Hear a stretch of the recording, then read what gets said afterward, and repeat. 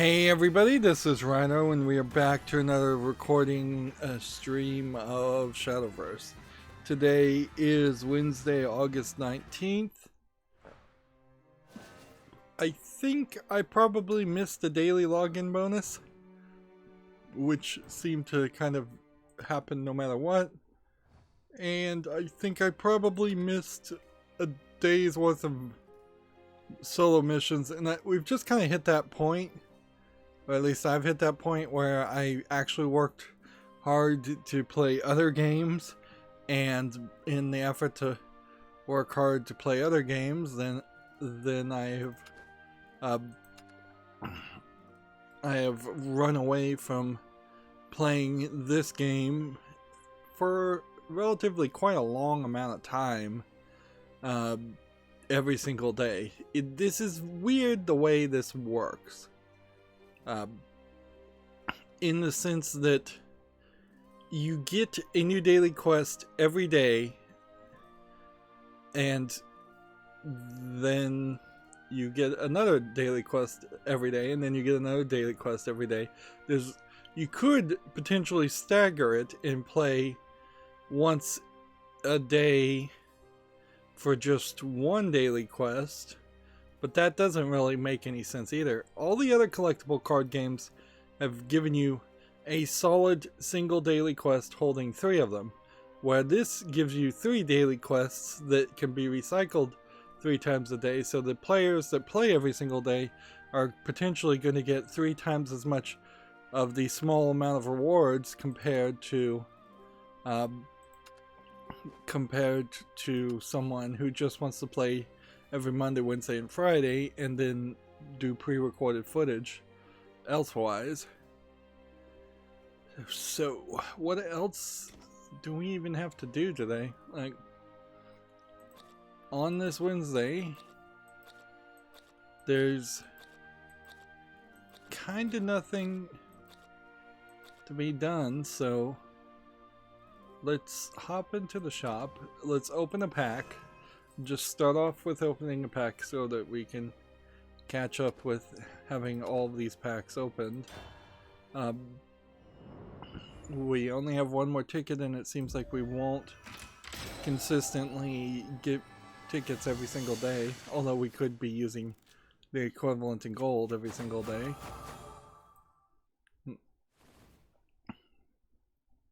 And so yeah, this might be new, like the second copy of that, and this might be new, but fairly certain we had 3 copies of that. Fairly certain we had 3 copies of that. I maybe didn't have 3 copies of that. Maybe didn't have 3 copies of that either. Fairly certain I had 3 copies of that though, and fairly certain I had 3 copies of that. So let's just do a little liquefy so we can see where we are with the vials. Ooh, 1 gold extra is worth 250 vials. Wow, that is quite a lot.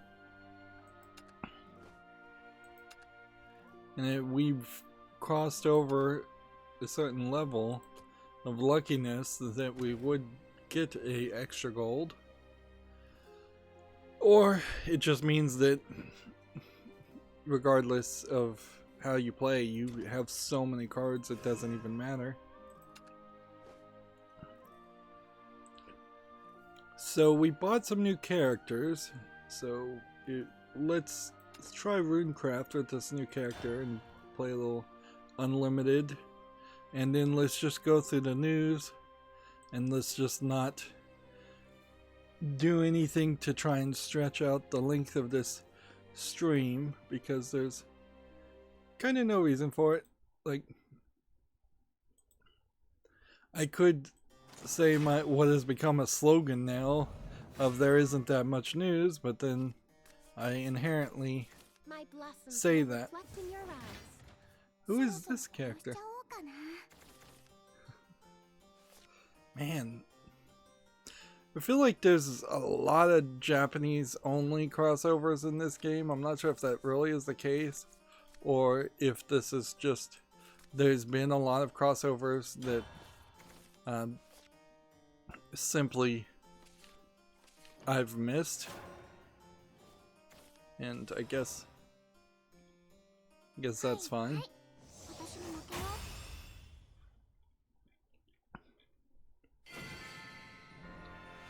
Well, I'll take a free victory. I'm very sorry. And that was a win streak.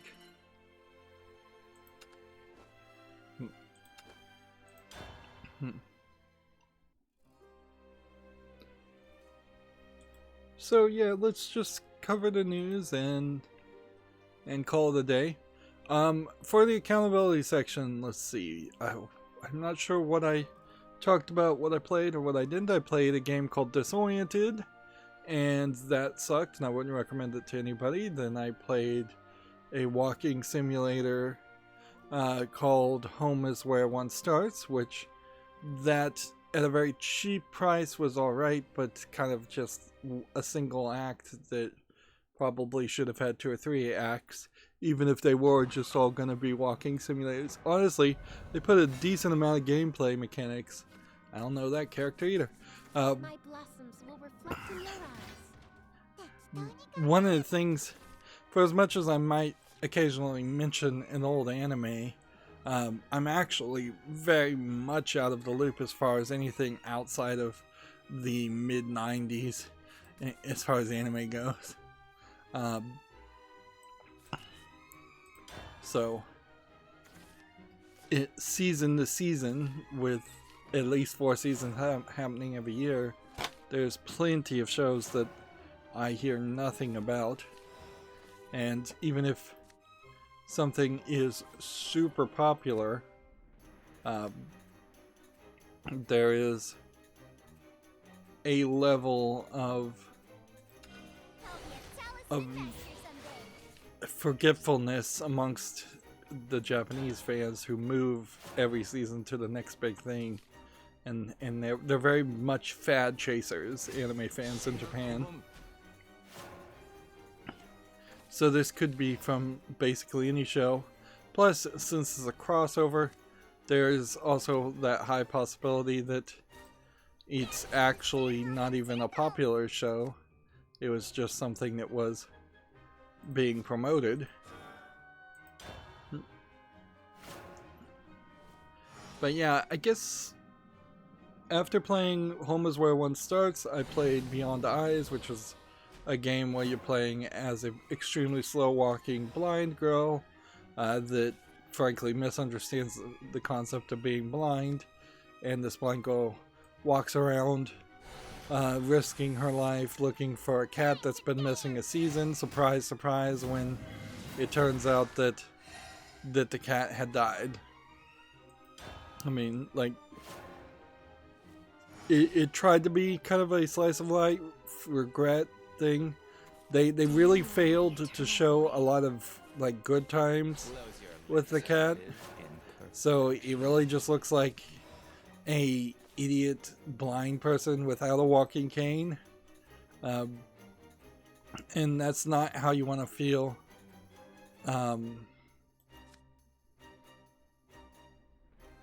Like, that is just not how you want to feel about a blind character, is that they're just an idiot, and that's what I got left feeling. I do this and do this. The void will be there for me. And this will spell boost. And then, do we have any reason to evolve anything here? Time to dance.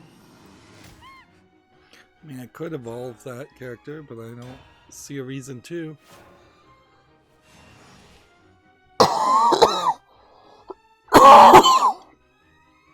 What's funny is I looked in the discussions of Beyond Eyes, and they said, well, in areas where you've already revealed the scenery, because when you walk near scenery as this blind girl, it reveals the world and fills it in with color instead of being one big white void.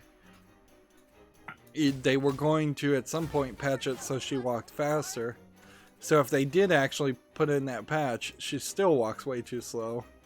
But I imagine what they did is they never actually got around to doing that.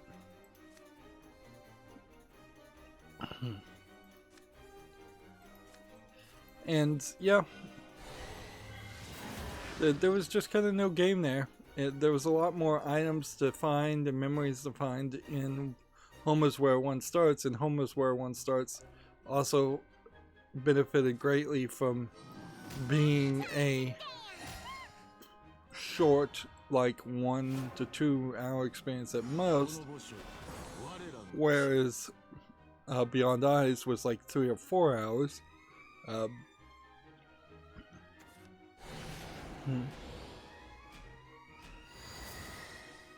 And yeah,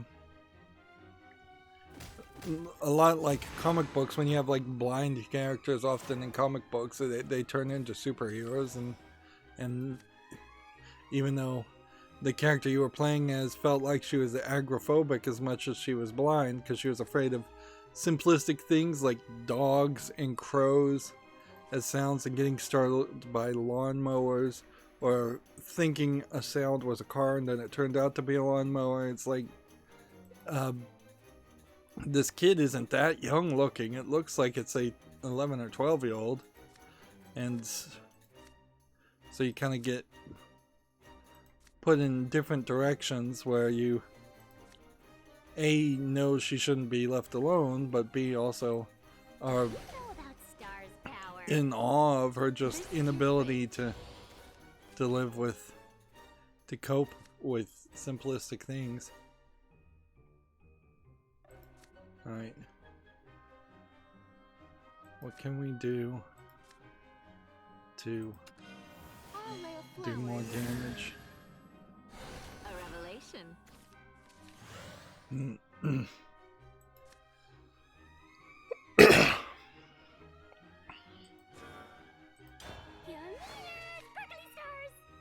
So yeah, really hated Beyond Eyes. It really went nowhere. I don't know how you even ended up with a game like that.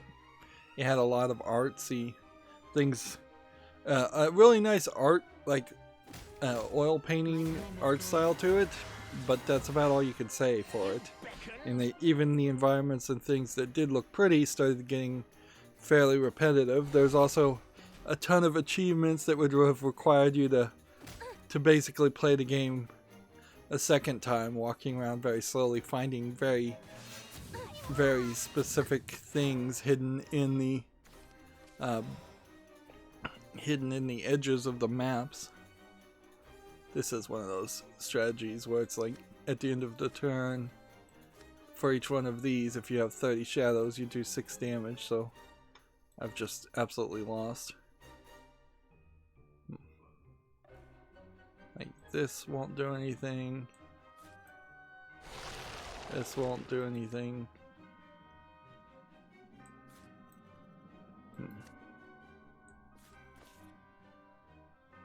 Let's see. I see to the ends of the world.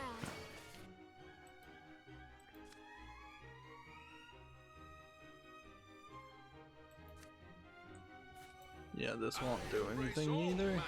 Of spellcraft.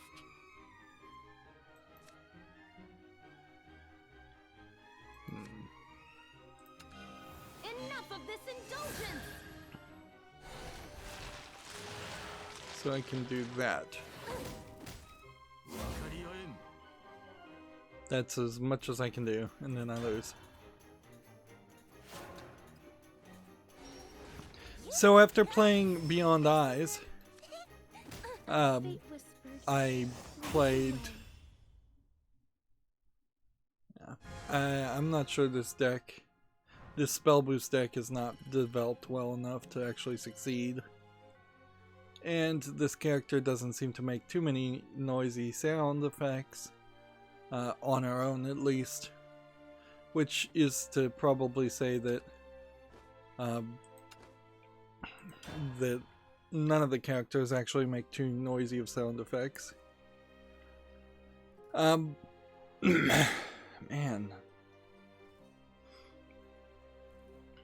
If you're not aware, there's apparently, from what I hear, a rumor of a major aluminum shortage, and it is pretty much impossible to find the lesser liked sodas in the stores, and there's a grapefruit based drink called Fresca, Fresca,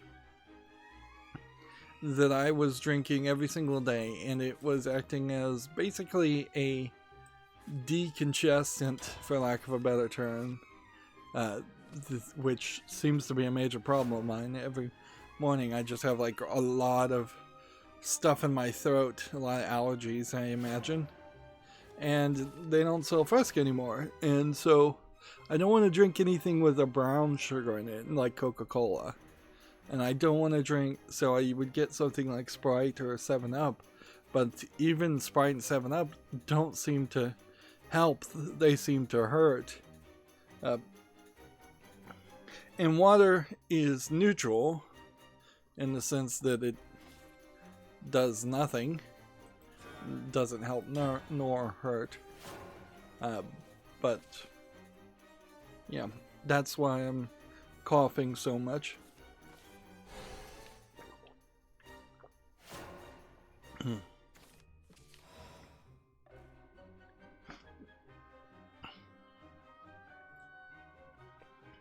Anyways, to get back to where I was, I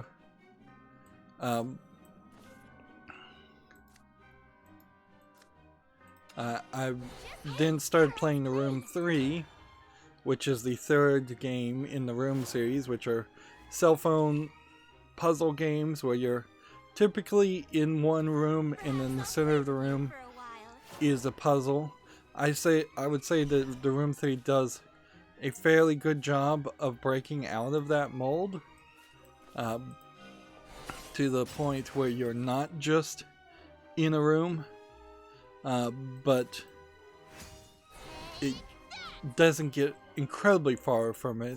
If they were going to release a Room 4, I think at that point they should probably have just a full adventure open world type experience. Room 3 is sort of like that anyways. There is a central hub. In the central hub there are 4 or 5 rooms. In those rooms are things to do that have to be done to get then teleported to a secondary branched room, of which there's 4 or 5, and once you solve all of those pieces you get a key that brings you back to the central hub, and you then use the central hub as a location where you unlock more of the rooms. So there's like only one or 2 rooms unlocked by default, and then you get a key after doing the first room to unlock the 3rd room in the central hub. But where the Room 3 really took it nicely is that, unlike something like Myst, where the puzzles could be really cryptic and hard to understand or just obscure, all the puzzles were very simple. Almost every puzzle in the game I did immediately on the first try. They took probably less than 5 minutes in totality to solve. So it was a very nice experience. The only thing that it turned out there was a problem with it, and I only found this after I finished the recording, is that after you beat the game once, it tells you there's 3 other endings. To find the other endings, you have to do some extra secret things that are hidden in the overworld, and one of the extra secret overworld things, because it's fairly linear. What does this do?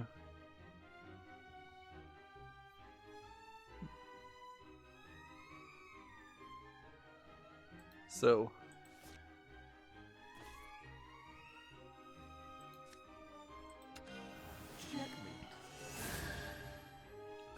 Bad people are evil. Stay away. They're picking on me. Not here. let's see. This evergreen sword will cut through their ranks.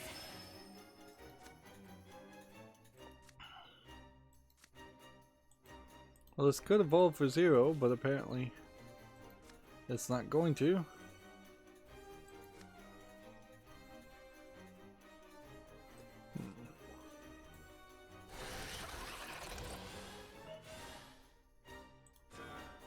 I have to end the turn. Yeah. The puzzles are fairly linear. The Overworld Hub puzzles in particular are fairly linear. And it's slightly confusing because at a certain point there's a fortune teller when you're looking for the other endings that seems to indicate that you've done enough at a certain point to actually change your fortune. And you really haven't. You have to keep going until you've done enough to seemingly have solved everything. At least the way I played it does. But there's a specific yellow ball that's kind of ornate and looks like a sun or a sunflower.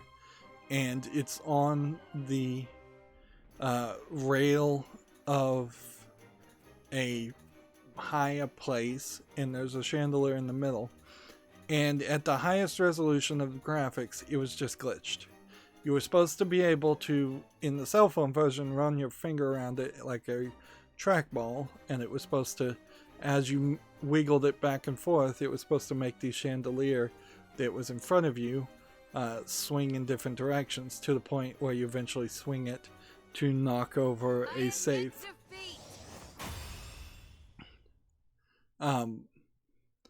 But at the highest resolution, nothing I was doing was actually accomplishing anything. The chandelier was either swinging only a little bit or it was not swinging at all. So the fact that that was bugged meant I couldn't get any further in the story, which meant I couldn't get to the last two endings. And I finally looked it up and saw what I was supposed to do, and once I knew what I was supposed to do, I recognized where the bug was. It seems like there's a couple other bugs in the game.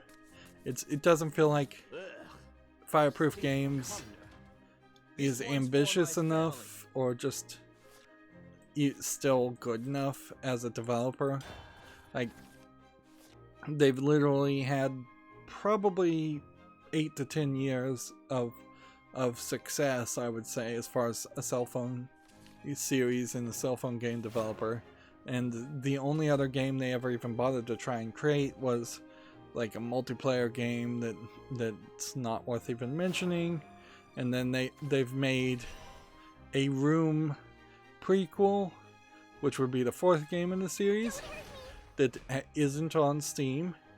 And then they made a VR game that is on Steam but requires VR, so you're limiting yourself even more than the limitations of being a cell phone game. Whereas I would have liked to see the PC versions have better graphics. I would have liked to see them have voice acting. There isn't a ton of dialogue that is written, so it would have been very easy in the Room 3 to have somebody reading those letters out. May the forest be at peace. But yeah, despite those little complaints, I actually had a very good time with the Room 3, and I would recommend, if you are going to play the Room series on PC, you should look at the price of all 3 of the games and hope to get it below $7.50, I would say. Like, if you're paying more than $10 for all 3 of those games, you're gonna be overpaying by a little bit. And then I would also after that point have it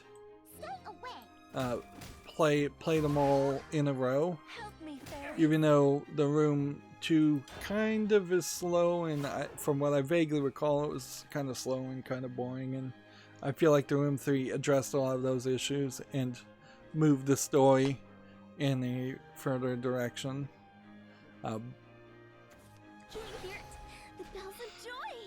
There is definitely something around my love of Myst, because this feels like what you could have done with the Myst game if you had more simplistic puzzles and less just really big obscure puzzles. But at a certain point, I think I would like people to just straight up steal the parts of Myst that they probably would get sued if they stole. The idea of having different ages, the idea of books and linking books and world creation books. Like, I kind of feel like if you just don't go that far, you're never going to really satisfy that itch.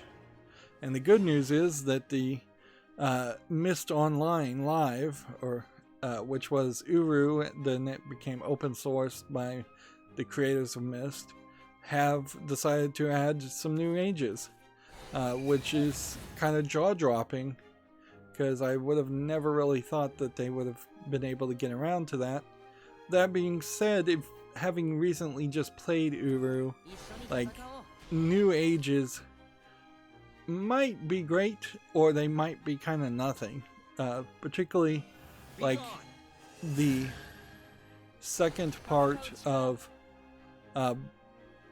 the second DLC of Uru had very, very little puzzles, and it was just running around to specific places and finding floating orbs. Let's see. Could do 5 damage. Don't need to do 5 damage. But whatever. Get rid of this guy. The truth was a bitter pill. And I am full. Help me, fairies.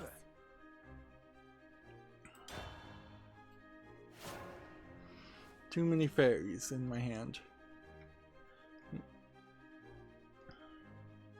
But yeah, I did like the Room 3 for what it was. I liked it very much. It was way better than the 3 previous games.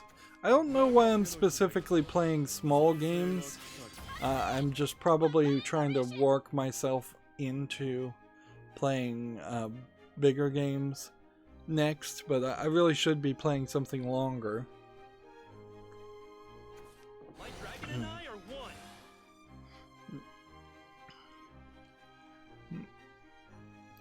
And I think I failed to mention that I played the little acre between Disoriented and Home is where one starts. Let's go to the ends of the earth. Just don't. Help me, fairies. The power of nature. Go ahead and take that out.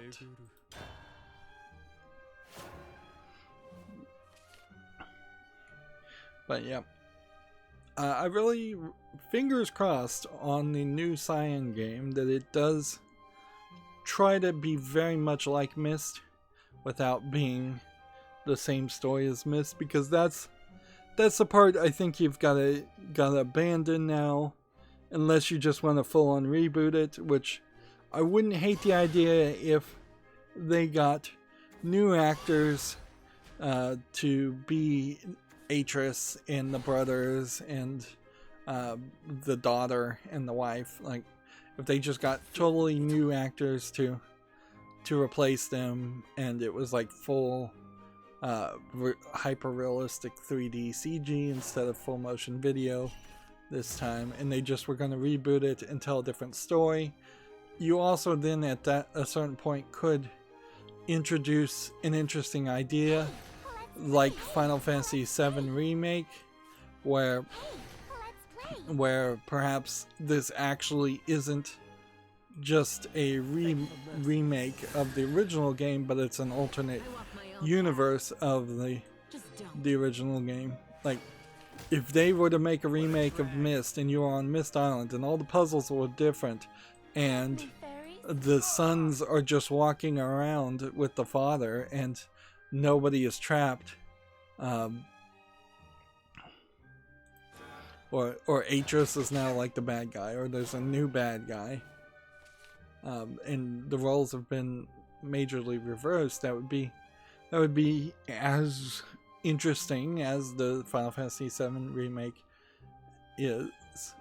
Perhaps you don't go with the idea of ghosts changing the specific events and drastically changing the things that happen in the game. It's okay. I'm right beside you. Perhaps you go with more of there's some kind of like black hole type objects floating around that have appeared and they're changing how all the puzzles work.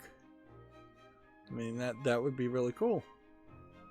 Because then that might represent somebody got a hold of the Myst book and is rewriting the book. They've gotten some new level of technology that allows them, or ancient writing technique that lets them rewrite reality.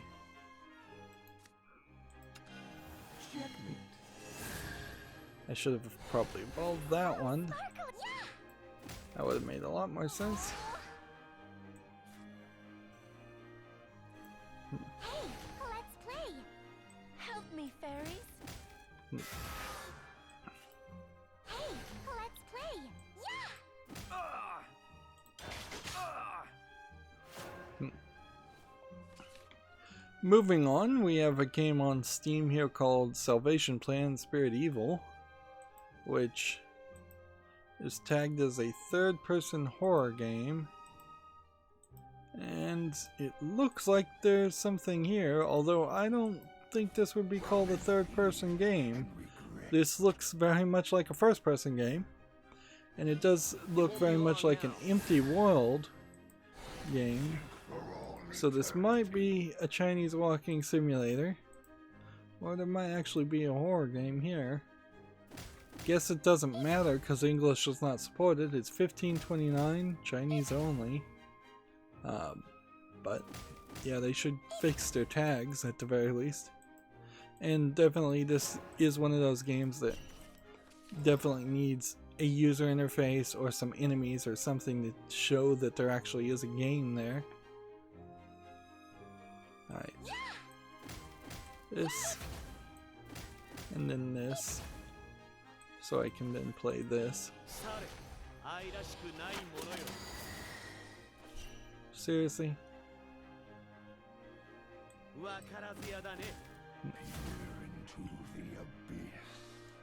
Well, I messed that up royally. Let's play. Let's play. I screwed up there.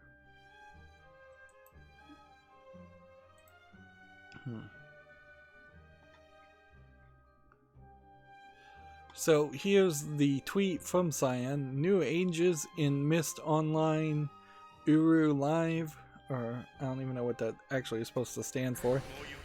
Could it be? Yes, join us in the historic unveiling, 1300 KI time, that's noon Pacific Daylight time.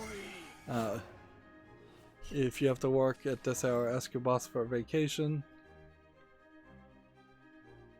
So yeah, that's interesting to say the least. They're also still promoting the Myst documentary, which I'll watch the Mist documentary certainly if it comes out and if it's free, but I can't imagine that there's much new to be said there. Right. Fairy in your hand. Put this on the field. And then this damage. And then this. Let's play. And then this. Let's play.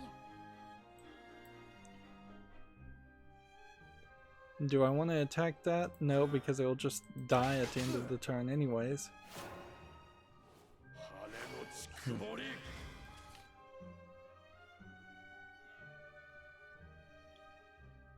But see, the problem is he kills this, I can do 4 damage, and then possibly do 2 more damage, and then do 2 more damage based on the ability I have, if I succeed here. So he's got to figure out how to do 10 more damage on top of just directly attacking my face, and if he directly attacks my face, then I can do 7 damage and win the game. Potentially. OpenCritic has an article. Hitman 3 won't include Ghost multiplayer. They are also shutting down Ghost multiplayer eventually for Hitman 2. Which, you know, the Hitman reboot series is a weird series, frankly, as far as trying to consider can you go back and play it. Because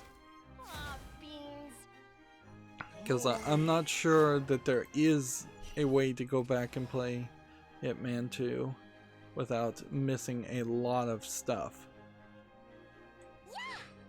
This.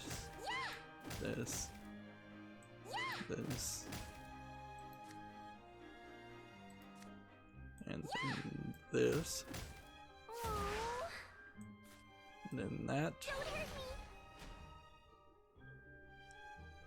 Then in the turn.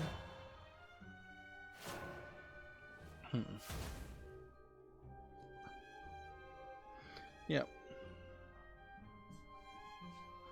And that certainly will be a shame if I can just never get around to playing the new Hitman games, but yeah, I don't know what you really would have playing Hitman 1, the reboot of Hitman 1. Whether there's enough of a story there to have a good 5 to 10 hour experience, or if it is that whole experience was just so seasonal and so random that there actually isn't anything to do years later. And at a certain point then it just becomes a live service game, and I kind of were trying to get away from that, but I'm not sure they fully succeeded.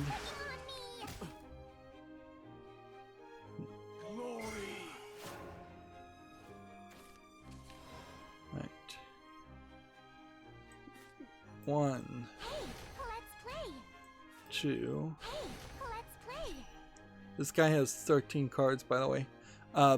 By the way, I also now know what happens when you run out of cards in this game.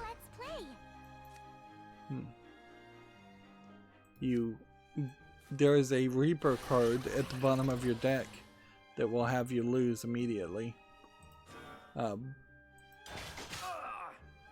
So I can very much win this game if I just don't take 10 damage. That being said, there's really no reason for him not to just attack with these 4 characters and win, unless he's just not paying attention. Let's see. Gamatsu has an article here. Since a Cyberpunk Ghost Story launches August 25th for PC, this fall for PS4, Xbox One, Switch, and Vita. Quite the cleavage on her. Let's see. What else can we tell? I'll look at this video and see what it is. I don't know if this is really a goal.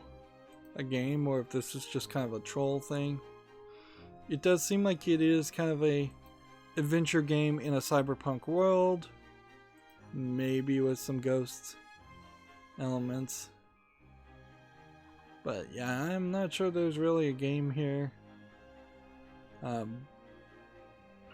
Or not. I'm surprised I survived that long. Okay. Well, let's do this. And then attack here, and attack here. My lord. And he left me with one in the turn.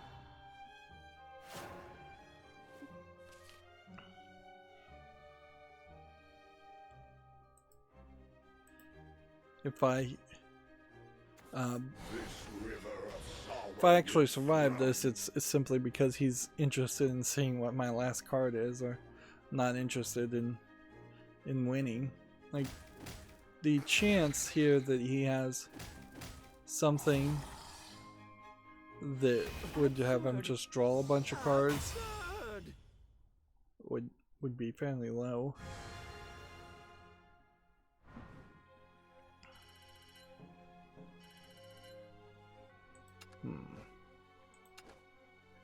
And I have to just apologize if I'm end up playing a lot of Forestcraft.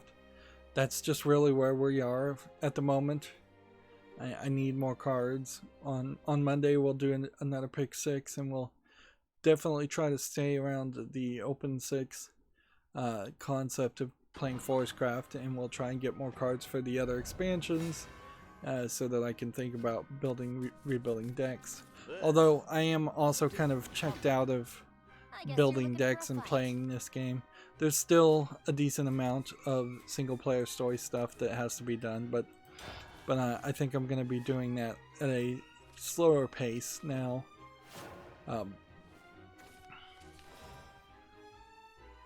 Should I just play this, or it probably doesn't matter, just end your turn here.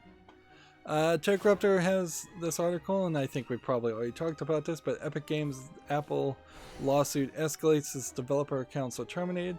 I'm not sure if any developer accounts have been terminated. Apple has notified Epic Games that it will be terminating all developer accounts on August 28th, which is 9 days from now, so there's actually still time. May the forest be at peace. And yeah, Epic is not. I listened. They talked about it on the Bombcast, and from their opinions and from my own personal opinions, it doesn't feel like they're really winning hearts and minds as much as they thought that they were going to get away with winning, undeservedly so. Help me, fairies. They very possibly are convincing a lot of little kids that play Fortnite, which may be the vast majority of their audience, that Apple is evil. But then they also failed to let it slide on Google phones also. So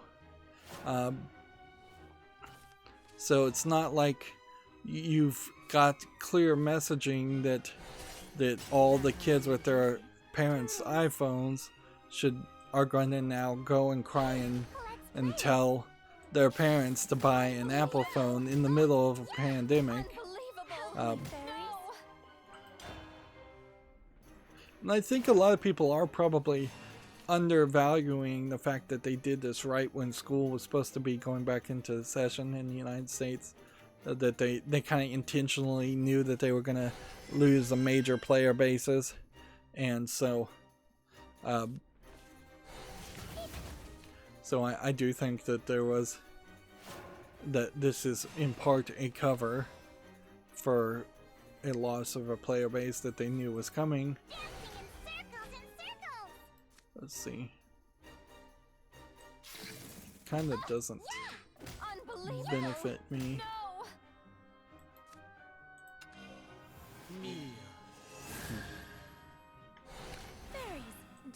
me, fairies. Let's see.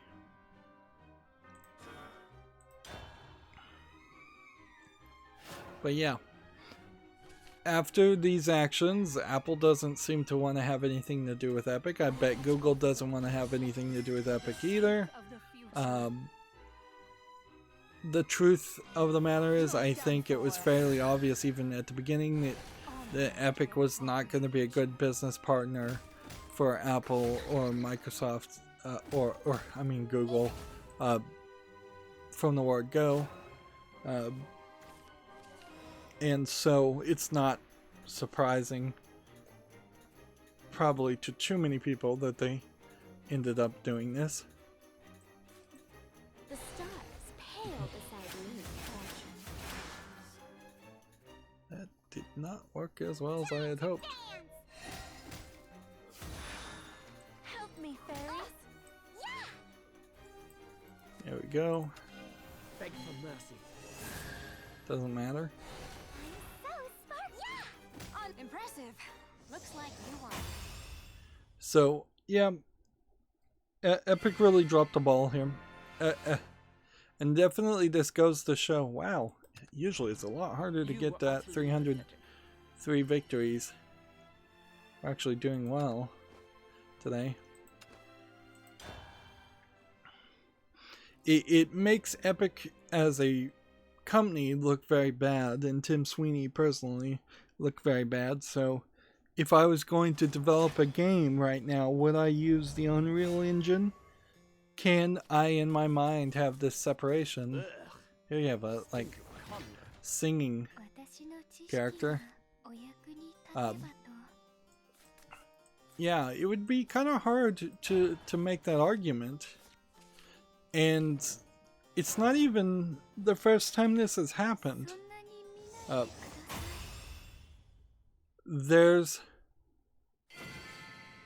the whole story of a few years ago of the Unreal Engine being into human, and then there being a lawsuit against that, and there's like 2 or 3 stories where the companies trying to use the Unreal Engine got sued by Epic, or maybe they weren't even called Epic at the time, for either not paying the licenses, which at the time it felt like Epic was in the right at that point, but in retrospect it kind of feels like, oh, was there actually some really bad blood going on in the background, and did 2 human get pulled from shelves rightfully, or did Epic just win a court case? Even if I'm scrapped, I can still fight. There was also like a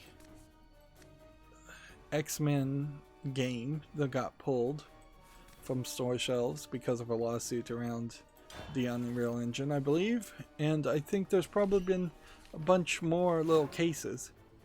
So why would you want to do business with somebody that has such a high chance of suing the people you're in business with?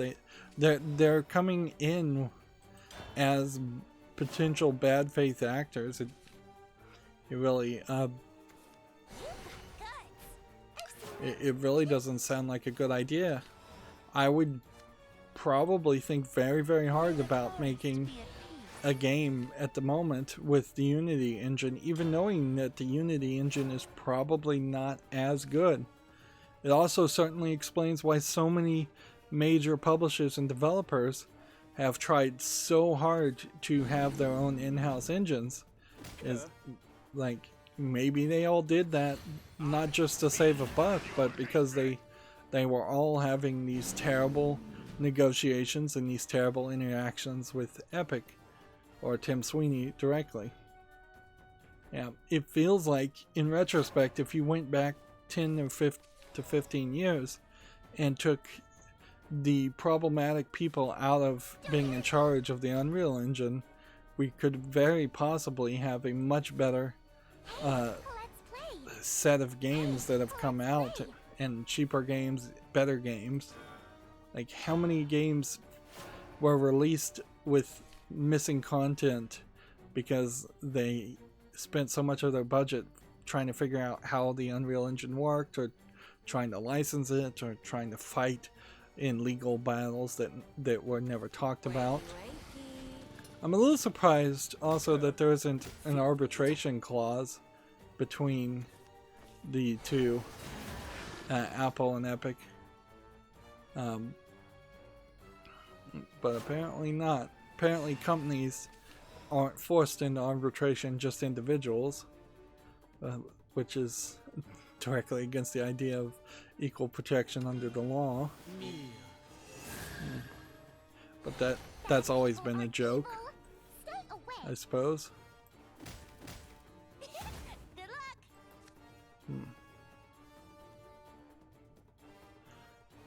Let's see. Alright, well, we want this going and this going, No more corpses. and then this, Hey, let's play. Yeah. Oh. and then that. Moving on, TechRaptor has an article. Flight Simulator 2020 is getting review bombed for its long download times. Apparently it is a really big game, and I imagine their servers are not very good. I also saw a story on Reddit that a guy in Chicago was sunbathing naked, and since a lot of the Flight Simulator game is just using the Google Maps type information where third-party companies fly around and film the entire world and put it into a database that they then sell to things like Google Maps. So at some point, probably several years ago, this guy was sunbathing naked on the roof of his house or apartment or whatever building, and that happened to be the time that the people flew over, and so now he is in the game. Pixelated. They do have technology to pixelate faces. Google Maps was forced to do that. And they definitely would want to pixelate any nudity they caught. But it does, in part, smack of a kind of lack of privacy. That you think you might have had that privacy and you really don't. That's why it's important to always have curtains. It's in most countries, in most places in the United States, and probably around the world, it's completely legal for somebody to put a camera on their property and have it point directly in your windows, and anything they can see through the windows is perfectly fine. At a certain point, a lot of case law that you can also walk around your house naked and with your curtains open, and if, say, a child walked by and looked in your window, that is still perfectly okay, as long as you're not basically intentionally enticing a child to look through your window, or doing like a striptease because you see that the child is looking in your windows. There would probably be a better case against you then. But yeah, pictures of the roof of your house, not safe. Anything you do outside, not safe. If you go to a nude beach, somebody might take a picture of you, and you have to be aware of that and accepting of that if you're willing to engage in those activities. And you always need to think in the modern times that anything you do is going to potentially get on the internet and stay on the internet forever.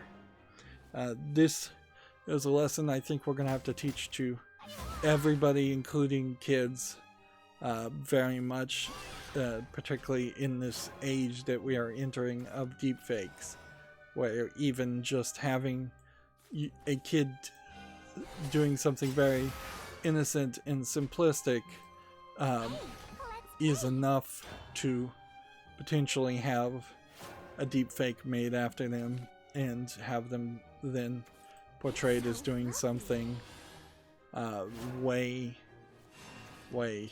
more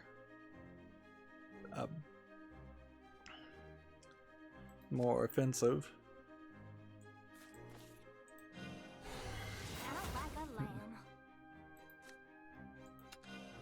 So yeah, I still heavily recommend kids put absolutely zero photos of themselves, zero audio like things.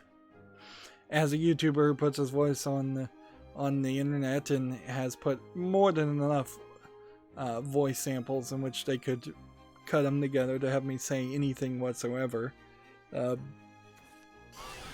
I recognize that I'm not practicing what I'm preaching here, but I would recommend kids not be allowed to do that until they're past the age of 18 or so, just in case.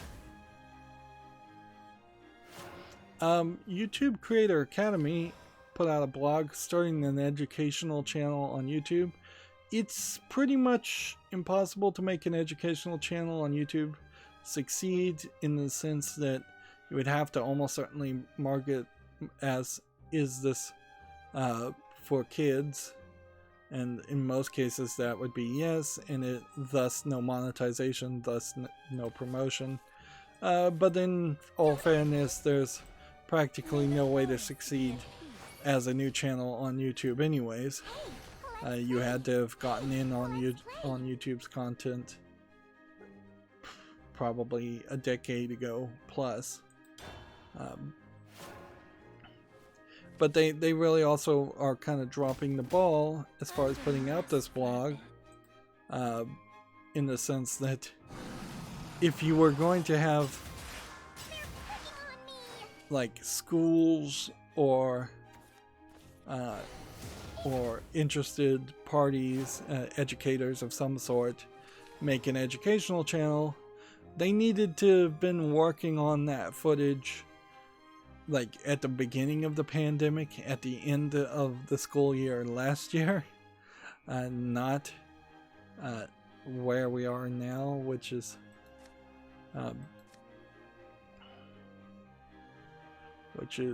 definitely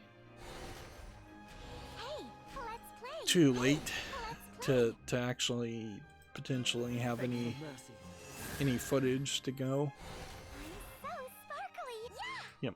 I feel like there's a high instance we're gonna see very quickly of just tech illiterate teachers who have been teaching out of the same book for 10-15 years. They never bothered to learn anything new. They didn't want to learn anything new. Teachers who are like, no, I'm just the king or queen of this kindergarten, and I don't have to follow any rules or learn anything new. I can just go 2 + 2 = 4 over and over again. And now that the situations has changed and they have to actually try and use even basic functions of a computer, they're like, no, I didn't have to do that before, and I don't want to learn anything new. Of course, this is a straw man story that I suspect will eventually prove to be a real story at the moment, but yeah, I bet you could easily find teachers that are still grading out of just pen and paper grade books, and they're having teachers' assistants type in everything into computers, and they don't even touch computers otherwise. And in all fairness, I bet we find that there is a decent amount of just incompetent IT people who ran IT networks for like small schools, lower grade schools, elementary schools, middle schools, things like that, where all they really had to do is make sure that the computers were running and that whatever little educational games they had were installed, and they didn't have to get into any high level networking or anything that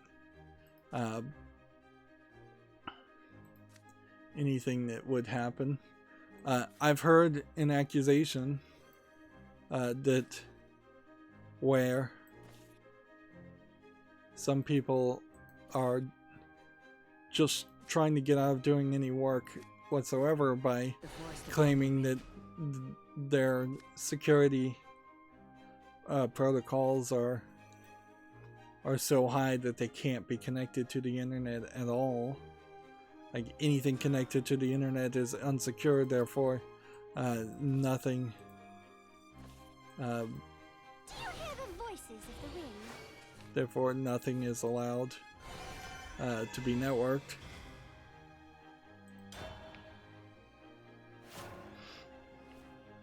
So yeah.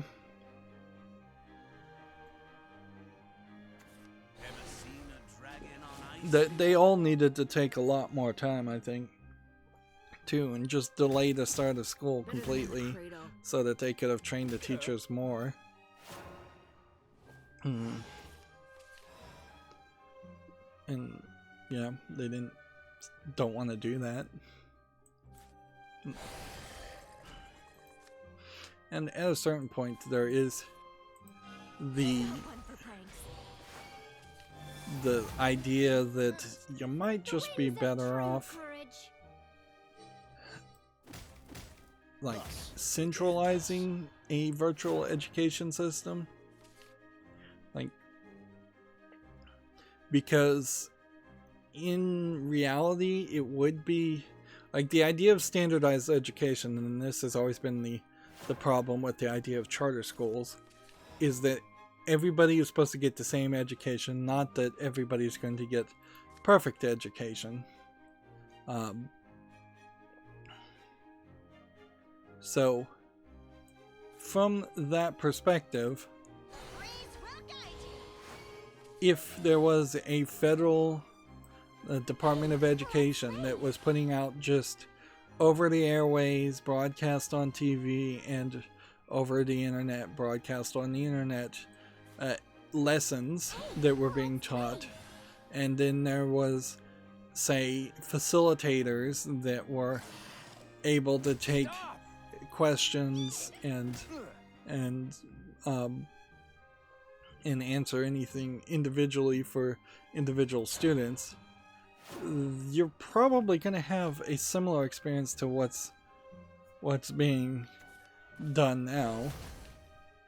That's, to simplify it, what a teacher does is they mostly preach for 90% of the time to a classroom of 30 people, and then they get interrupted with questions by one or two students, or one or two questions amongst the 30 students. You were utterly pathetic. At least that's what they're supposed to do when they're not just acting as like draconian dictators, or dealing with students that are being disruptive. Which, yeah, there's something to that, certainly.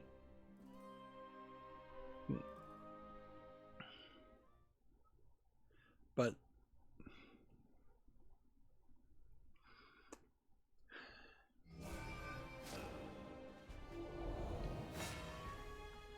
yeah, you could probably optimize that quite a bit and centralize it. And the idea of charter schools are the idea of trying something new, and I don't inherently hate the idea of trying something new, assuming that's what the charter school really is doing. Often I wouldn't be surprised if we found that a lot of charter schools are kind of just doing a private school type, stricter type of schooling, something that can just kick out the kids that are failing, or that are disruptive, or that have behavioral problems. And yeah, I wouldn't be surprised if a lot of charter schools that are publicly funded are still heavily emphasizing like Christianity in the United States, and pushing that mentality, or at the very least just heavily emphasizing a less open and less obvious way of teaching, so that they can get away with teaching differently. I also wouldn't be surprised if they don't teach as well.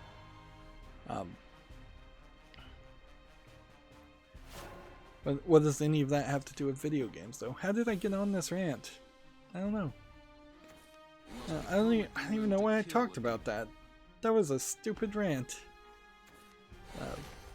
It was our YouTube rant that turned into a schooling rant. But certainly, I guess that's on a lot of people's minds. Eradicate all demons. But yeah, let's hurry up and wrap this up. We have Spiritfarer on Steam. This is a game we saw trailers for as an adventure game. Apparently has some co-op and seems to have some kind of different gameplay mechanics than what I thought it would be. They're saying it's a management game. Looks like kind of like a tiny tower on a boat game. Interesting. With some yeah. That's not really what I thought it was. But it is rated very positively. It does make it there. They're selling it for $29.99, which I think is probably too expensive. They've got a bundle with Jotun and Sundered that I think is also probably too expensive. The deluxe edition not necessary since it's just an art book. But I'll put this on the fall list. Has a bunch of language support but no audio. So that's something to keep in mind. The forest abandoned me. What does this do?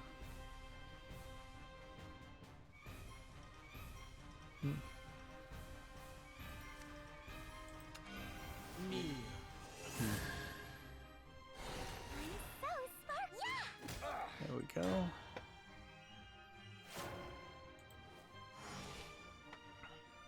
We have another Paper Shakespeare game coming out on Steam. Although the other games that were based off of Shakespeare did not look this low effort.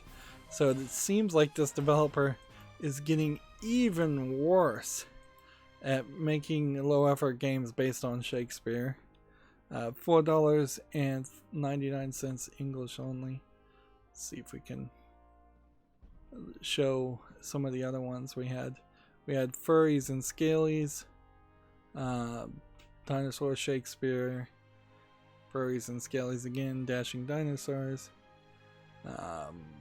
Yeah. I don't know why you would have this company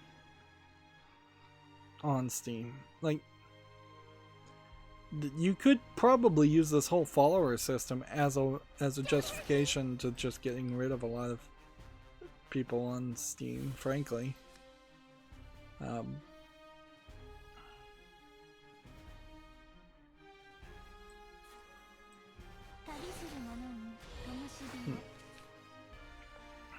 Let's see. How do we want to do this? Beg for mercy. Bad people are evil. Stay away. Just don't. That, and then the turn.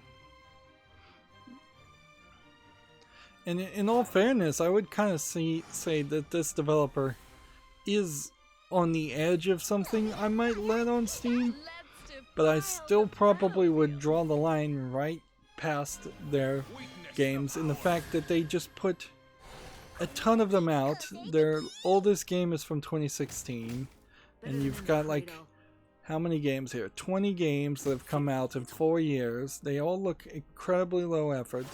They all look like joke games. If they're supposed to be troll games, I don't know what the real troll there is, but it definitely doesn't look quality. The power of nature. That was fun. Let's see.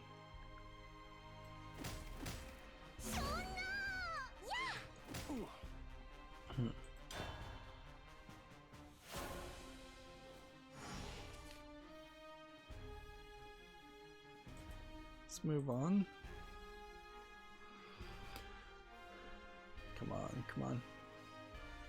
pages.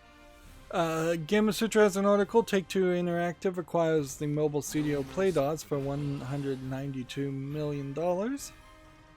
Okay. So, what Take-Two is planning to do in the mobile space, I guess, is slightly interesting. Let us Here we have a game called The Alau Trail, by the wind. which sounds Hawaiian. And yeah, it looks like it's a walking simulator of just actually walking a walking trail. $3.99 is probably too expensive for that. English only. And it seems like there's no VR support. Find and recycle the discarded water bottles to complete the trek. So it does have a little bit of a gameplay element also around it.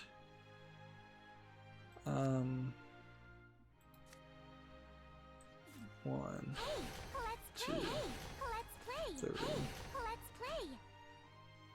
I shouldn't have done that, but whatever.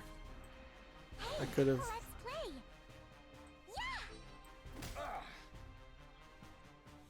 If I had played this, I would have done 2 damage to him and 1 in this turn.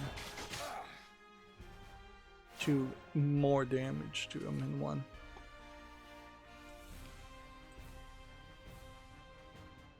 A game called Inmost is coming to Switch and PC August 21st.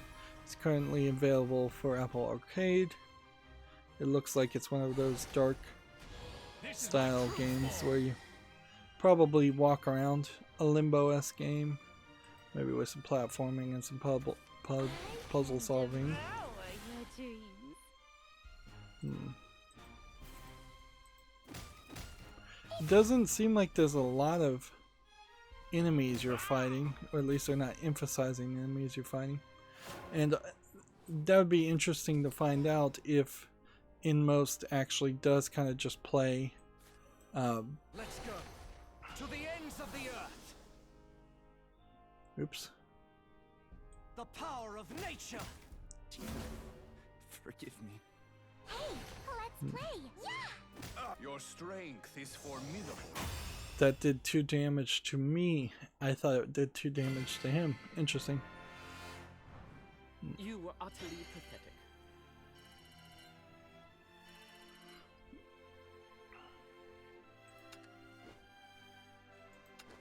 And again, apologies for just playing Forestcraft over and over again, but we're winning, so there's kind of no good argument around this. We should just grind up to try to get to at least C rank by the end of the month, if not maybe even B rank. I don't think we're gonna have as easy of a time getting to A rank and master rank on top of that, but maybe if you just put in enough effort and enough time, you'll get there.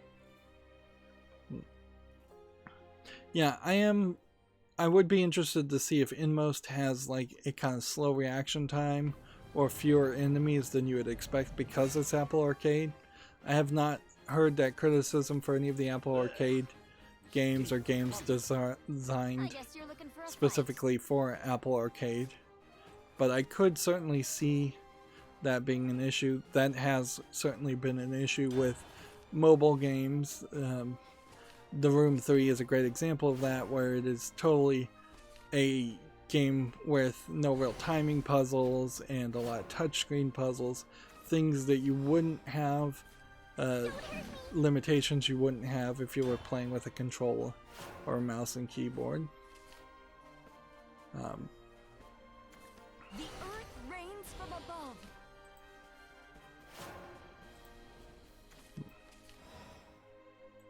Trying to go through all the news and curate some things. I did curate some games that were named prologues because obviously those are just demos. It also occurred to me, and this isn't video game related, but Halloween is going to be a weird one this year.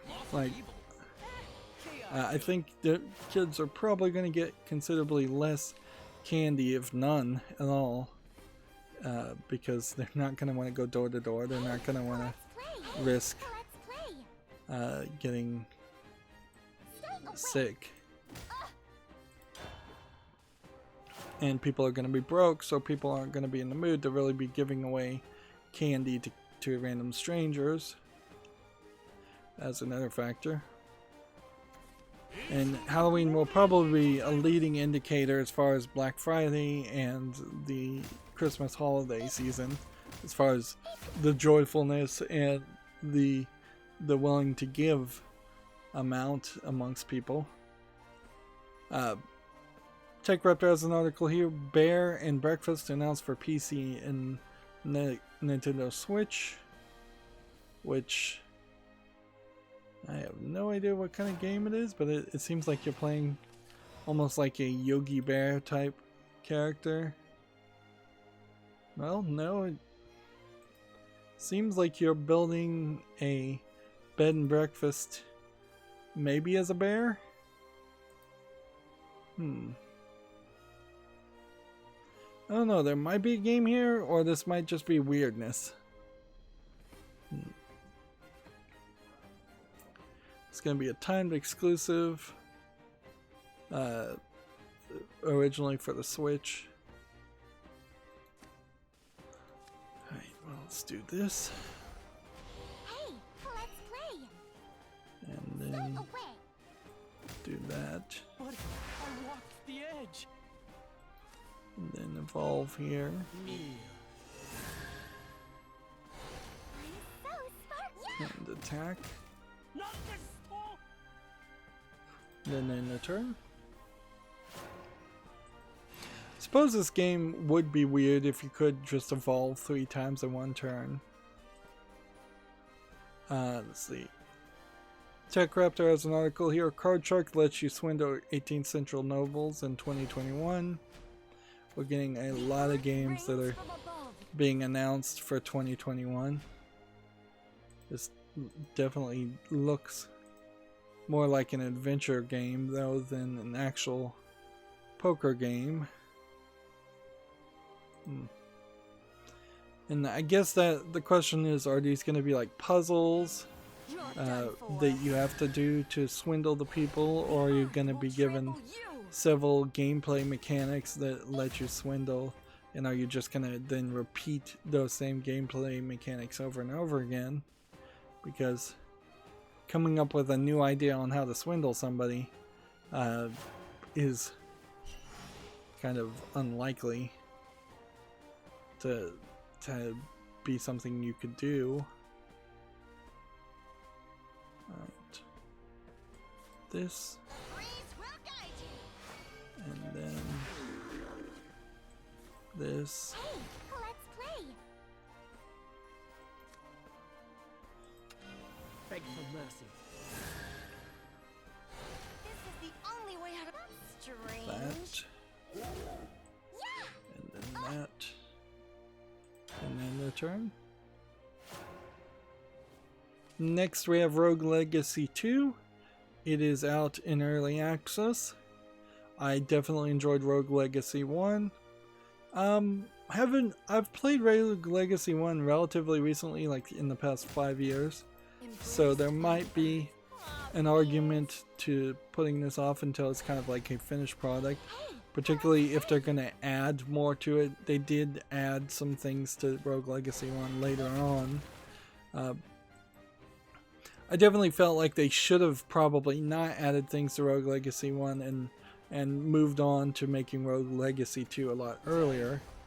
There is, I think, also going to be more of an emphasis of the down attack to bounce and do acrobatics, which that was probably the most difficult part of Rogue Legacy 1, so I feel like the game itself might be a little bit more difficult. But if it still has the rogue part in its name, it's English only at the moment, and it's selling for $15.99, which is also fairly high. It's a high price that they deservedly can demand considering their success. But yeah. I definitely have a feeling that there's that it would be another 60 to 100 hours of gameplay for me to actually beat Rogue Legacy 2 when it comes out officially. And in fairness, I think there is a argument that could be made that maybe that momentum has been that the momentum has been completely lost at this point, and there isn't a fan base there. It's possible that a lot of the momentum and fan base of Rogue Legacy 1 was the hype from the mainstream video game media. Definitely recall a lot of people at Giant Bomb talking about it for probably 6 weeks minimum, if not also giving it a Game of the Year award, and then or talking about it maybe for an entire year.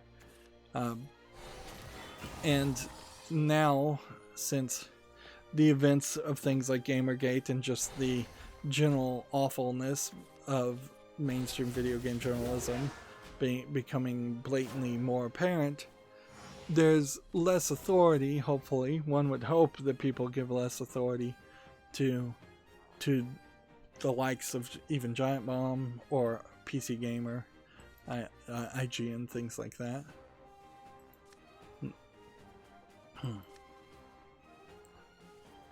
Okay.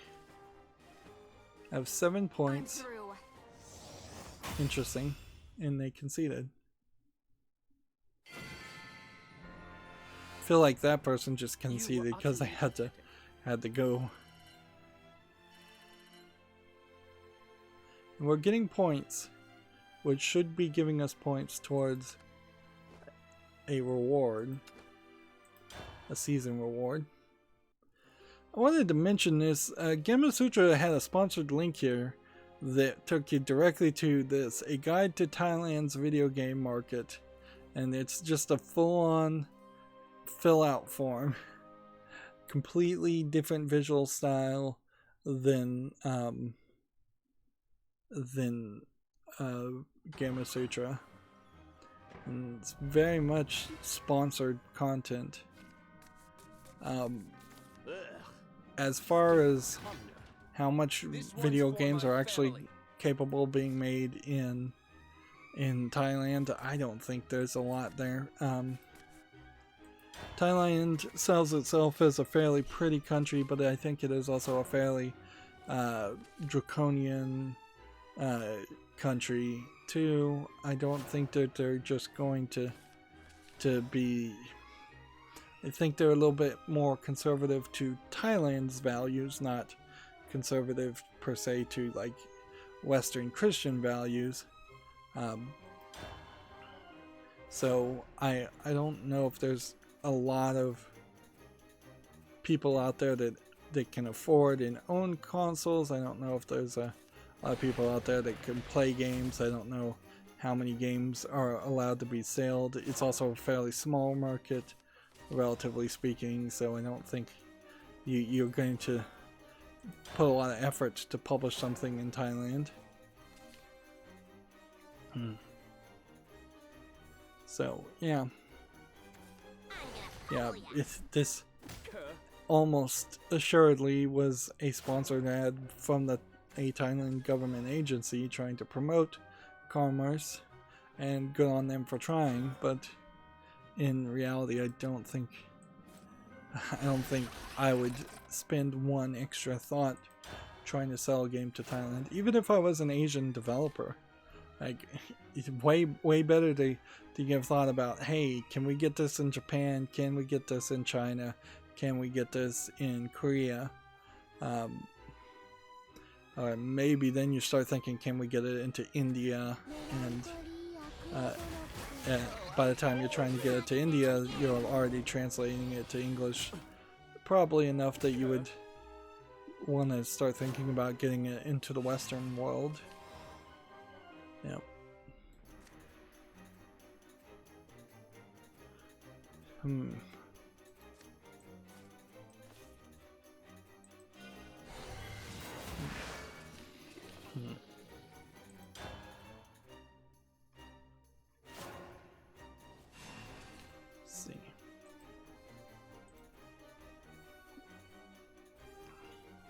somewhat speaking of India, Gamatsu has an article here. Raji, an ancient epic for Switch, is now available. An ancient India set action adventure game.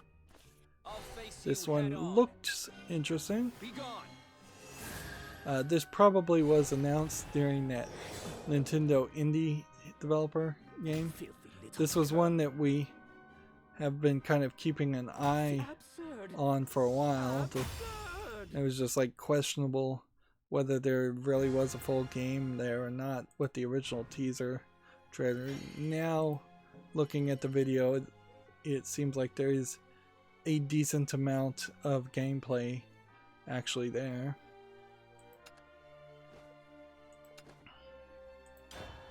Which I'm happy for that. Like, I do, compared, like, kind of in direct contrast to what I just said about Thailand, I think that there is a high possibility, if India's government can get out of its own way, that, and perhaps arguably India's culture can get a little bit more modernized and less kind of backwards. Sorry, it's a insulting way to say it. There's a lot of backwards thinking people in the United States, and the United States has the same problem. But yeah, I think India has that problem too, where there's just a lot of people that are in things you would call cults, that believe things believe ancient beliefs and myths and customs from hundreds of years ago.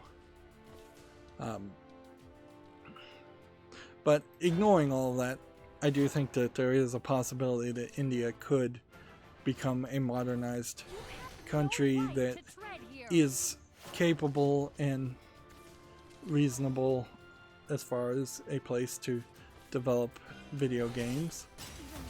They do have a fairly high number of technically inclined and well-educated people. And they have a small bit of inner security in the fact that they don't want to become a theocracy like Pakistan, or at least they didn't want to become a Muslim theocracy like Pakistan. So that will probably insulate them from having a draconian government that would like censor the video games, which is a big concern. On the other hand, India is going to be hindered by their government just being bloated and incompetent. So if they did put in some kind of legal requirements to publish games and like certifications, things like that, getting a license to publish video games could become a nightmare in India.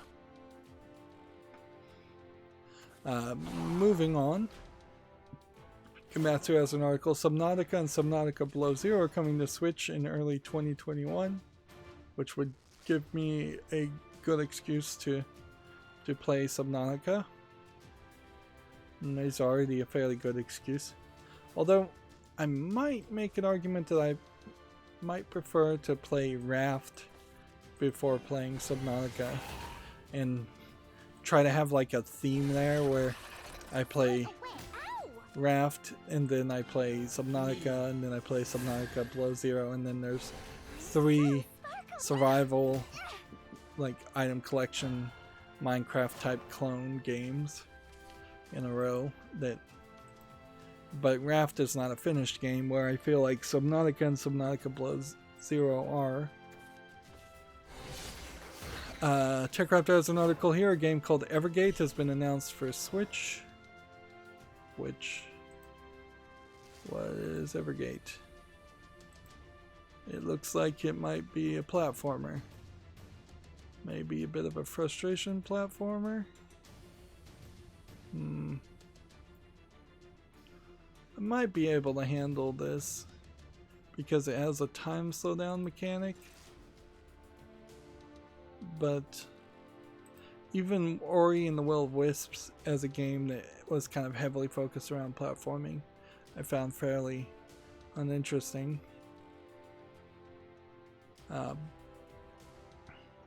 So I would be cautiously optimistic about wanting to play something like that. 2 fairies.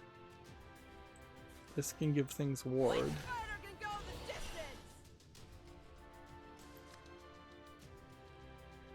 I guess we evolved this here.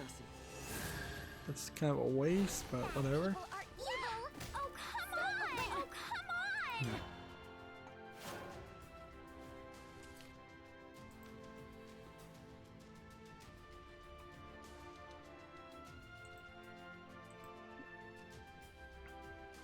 Hades, according to TechRaptor, is coming to the Switch. Also, Hades version 1.0 is either coming out or soon out, so it has been like in the Epic Games Store in an unfinished early access version. In a funny way, I guess they had like the best negotiation there, because while they did have a level of exclusivity with the Epic Store, the level of exclusivity was for an unfurnished, well, at least what is being advertised as an unfinished version of a roguelike dungeon crawler, which does make it uninteresting, certainly, to a lot of people, because then you have 2 strikes against the game, one being that it's unfinished and the other being that it's an Epic Store exclusive. Here's Hades on Steam, and you can see it's overwhelmingly positive, but it's still labeled as early access, so they haven't apparently updated the Steam version yet. Yep. On the other hand, for something that came out nearly a year ago, there's, or not really a year ago, but in December 10th of 2019, there's a great argument to be made that it lost any relevancy it ever would have had.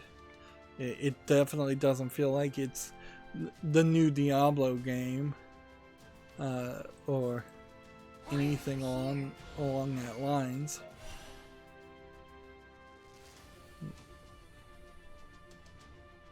So vile you are. She's not idle!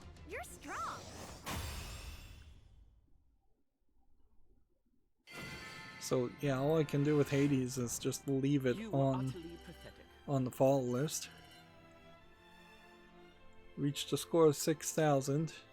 Notice that our score is 4,000, so that basically says we've lost 2,000 points in losses, and we've made 4,000s, which means we're winning 2 out of 3 games, which is not bad, really.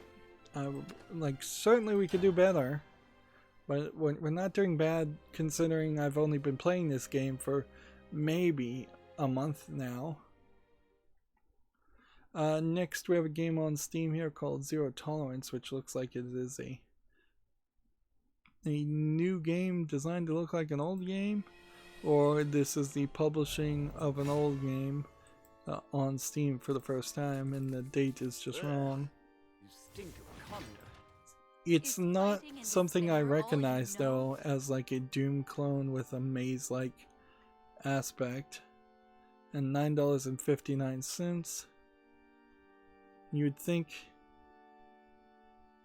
let's see, this was on the Sega Genesis. Okay, so it's an old Sega Genesis game. English, allegedly full audio. That's bull. You know that's bull. So yeah, I had a Nintendo, not a Sega, so that would explain why I don't recognize this. I bet this wasn't even recognizable to people who had Sega Genesis, or most people that had Sega Genesis.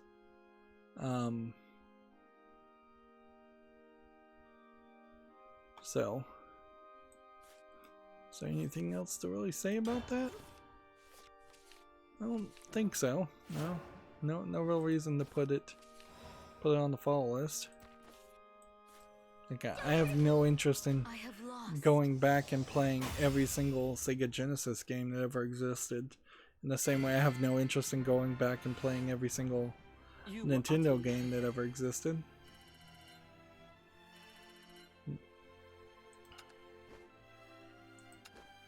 We were getting decent win streaks, but we're not getting like 3 or 4 win streaks, which I'm not sure if that really would mean that you could get 400 or 500 extra points just by getting a 4 win streak in a row. Gamatsu has an article here. The Stanley Parable Ultra Deluxe has been delayed to 2021, which I think there might be a good excuse for me to play the Stanley Parable Ultra Deluxe, but I do kind of I don't look forward to the idea of potentially forcing myself to play through the content in the Stanley Parable that I've already played through once again. So if the Ultra Deluxe version is 3 more endings, but you have to then, if to get all the achievements, get the 6 other endings, You were utterly pathetic. that would be a little annoying. Now we had another concession. I wonder if just having a different leader confuses people so they don't know really what type of cards you're playing, and that's why they're conceding, or if we're just running into network trouble and it thinks they're conceding. I would not be upset with that, as long as they don't come back and say, no, you cheated. I don't mind the game cheating for me. I feel like a lot of these collectible card games should probably cheat for you and have you play against bots that just concede automatically a lot so that you get a higher win ratio.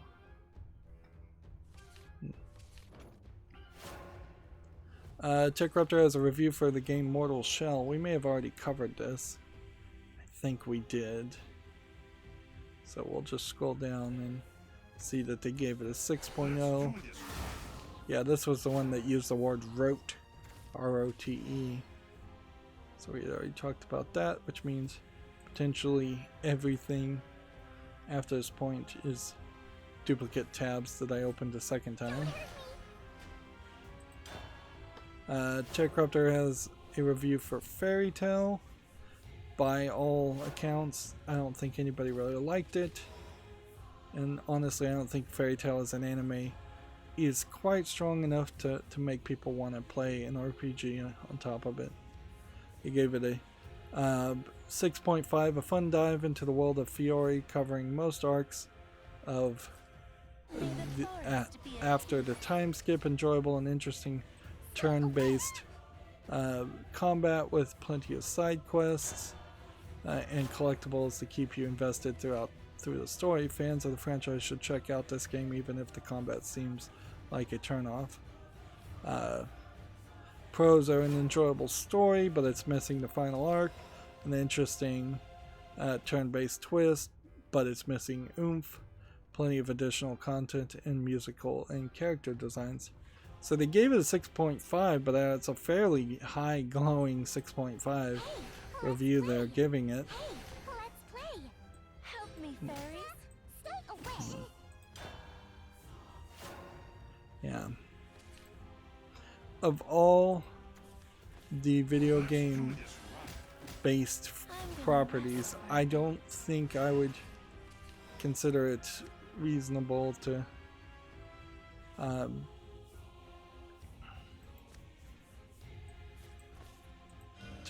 play Fairy Tail as... Seriously? This guy is never going away, is he? Nope. I've got to banish him. Or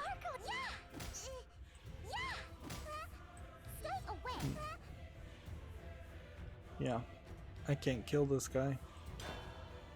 I've got to banish him. The IGDA decided to put out a statement on the violence and human rights in Belarus. It's not their job as the International Game Developers Association, frankly, to get into politics. I think this is the perfect example of keeping politics out of video games. Like, from what I'm seeing as a Westerner who's barely paying attention to the news, it does seem like there's some shady stuff going on in Belarus. Certainly, I'll throw them that bone, but I just don't see a point in sending out a statement when you're a unimportant organization that's not going to have any authority or any reason to raise their voice to this. You aren't raising an issue that people are unaware of by any means. So, so you should just stay in your lane and be focused around the idea of having more and more video games made and supporting the development of video games. Because that's what you're going to be good at if you're going to be good at anything. I'm coming for you. See, because think about the statement from the IGDA's, from the Belarusian perspective. Let's say that whether it's true or not, Belarus takes the hard stance that everything they're doing is perfectly right, and now they're mad at the IGDA and video games in general. Any video games that would have been sold in Belarus or developed in Belarus now may be in trouble. They may be disallowed. They may have their licenses pulled. So there's just a heavy layers of possibility there that something negative will happen to game developers based on your statement, with there being basically zero chance that anything positive is going to happen based on your statement. That's just how it's going to be. Bad people are evil. Stay away.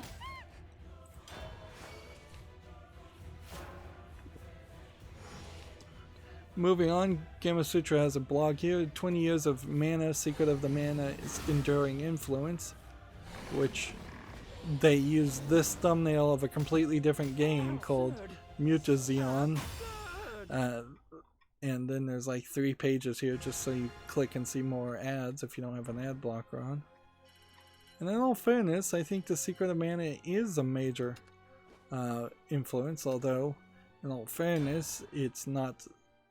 It should be called, what is the actual Japanese name? Seiku Detsen or something like that? Seiku Detsen Taizen or something?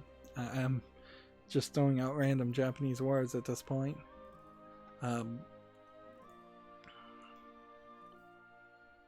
yeah, it definitely was a heavily influential JRPG that heavily influenced the development of a lot of JRPGs and far fewer Western RPGs. If anything, you could make a decent argument that it was too influential, and JRPGs have struggled to iterate and do things differently because it's become almost traditional to have the same themes, the same ideas, the same concepts done over and over again. Moving on, TechRaptor has an article. Arcane Studios has delayed Deathloop to Q2 2021. This is the game where you are being hunted and you die and then you respawn in reality. The trailer looked like an interesting concept to like a Twilight Zone episode, but never really made a lot of sense as a game. So I'm still kind of holding my breath, trying to see if there's a possibility that there is actually a game there, or if this is just kind of a multiplayer type experience that they're trying to sell as a single player game, or whether it's just like a really short experience or an interesting experience. We have a game on Steam here called Jelly Brawl Classic, which looks like a player versus player kind of low effort game for what it is. It's free though, so I guess the price is right. English full audio.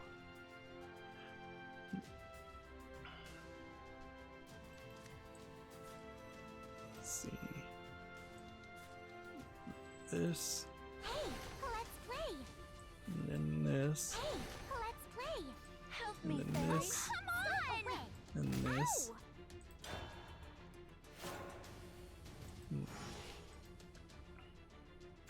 I'll be a great queen one day. Yeah. In Deathloop you have this like sniper girl that seems to be one of the bosses, or the final boss, that hunts you down and kills you in every loop. And then you're playing as this other guy on who's being hunted.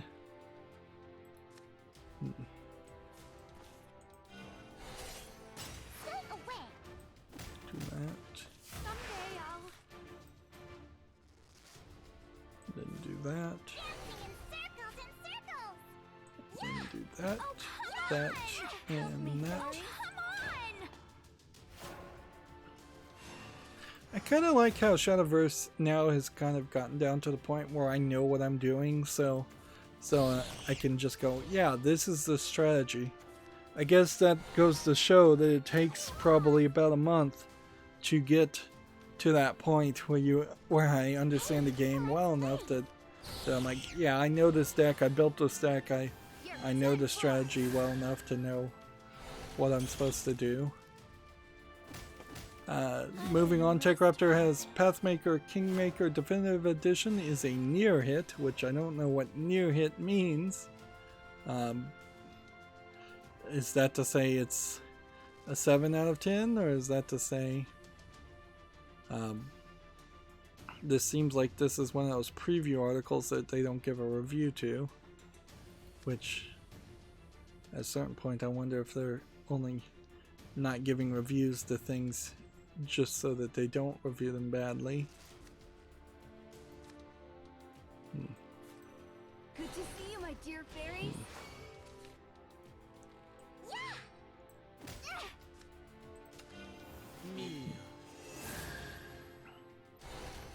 so smart. Yeah. Ow. There we go.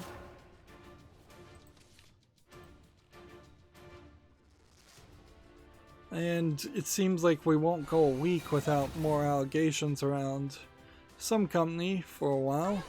New allegations, according to Gamma Sutra, show the cycle of abuse and misconduct runs deep. This was August 14th at Ubisoft. Yep. And I think we've talked about articles like this, and it really is just going to be a weird question about what does a cleaned up Ubisoft look like? Are there any employees left at that point, or is it just a complete clearing of the house and everybody has to go, or most people have to go, or all the management has to go? Is the actual talent pool compared to the management, which I would not consider really the talent pool. I think management is fairly disposable, going to be affected by these changes, assuming these changes even go the way people think they should go. This ends here. This guy is trying real hard to take me out. And I don't think they're gonna succeed. Hey, let's play. I hope that we'll make it next time. Beg for mercy. I'm so smart. Yeah. Oh, come on. Next, we have a game on Steam called Helheim Hassel, which seems to be some like comedy, dark comedy Viking puzzle platforming game by the looks of it. It kind of feels like it was originally designed for cell phones considering this interface, but that just might be the heads-up display. They did something where they could do a massive amount of damage to me.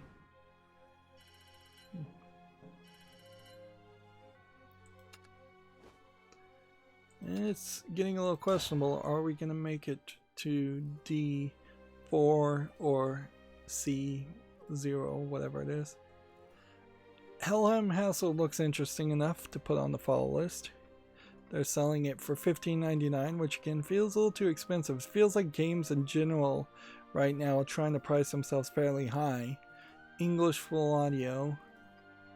And I guess now probably would be the time to sneak in and have a higher priced indie game come out when there's less competition amongst the AAA games, because all the AAA games are either waiting to be released on the next series of consoles, or they are just being delayed to try and avoid economic problems, which every day we're getting more and more evidence that the stock market has no relation whatsoever to the actual economy in the United States, because the stock market is doing better and better. And it really goes to show that politicians need to be called to task and told, hey, no, you can't just point to the stock market and say the economy is good. That should not be even a real consideration when over half of United States citizens have absolutely nothing in the stock market, and the only reason why a lot of people who even do have something in the stock market is because the 401ks and retirement plans are based on the stock market, when they shouldn't be. They should be instead based on either direct government bonds, or 401k retirement programs should just be funding towards Social Security that is guaranteed to everyone. Which Social Security is not guaranteed to everyone. And plenty of people that become disabled have a long, hard fight with Social Security disability, the subset of Social Security, to actually qualify, because it's a system designed to reject people. And on the bigger point, if I can get into crazy economics, I would argue that we shouldn't allow companies to be invested in at all. Like, I think we should have that limiting factor of businesses should only be allowed to be as big as they can be without getting money from outside influencers. That would have stopped so many monopolies and duopolies. You wouldn't have giant companies like AT&T and Verizon and T-Mobile and things like that if it weren't for the fact that investors were funding them. And then if those companies also didn't have investors, they no longer have so much incentive. They still probably have some incentive, but not so much to try and make every single bit of profit in the planet.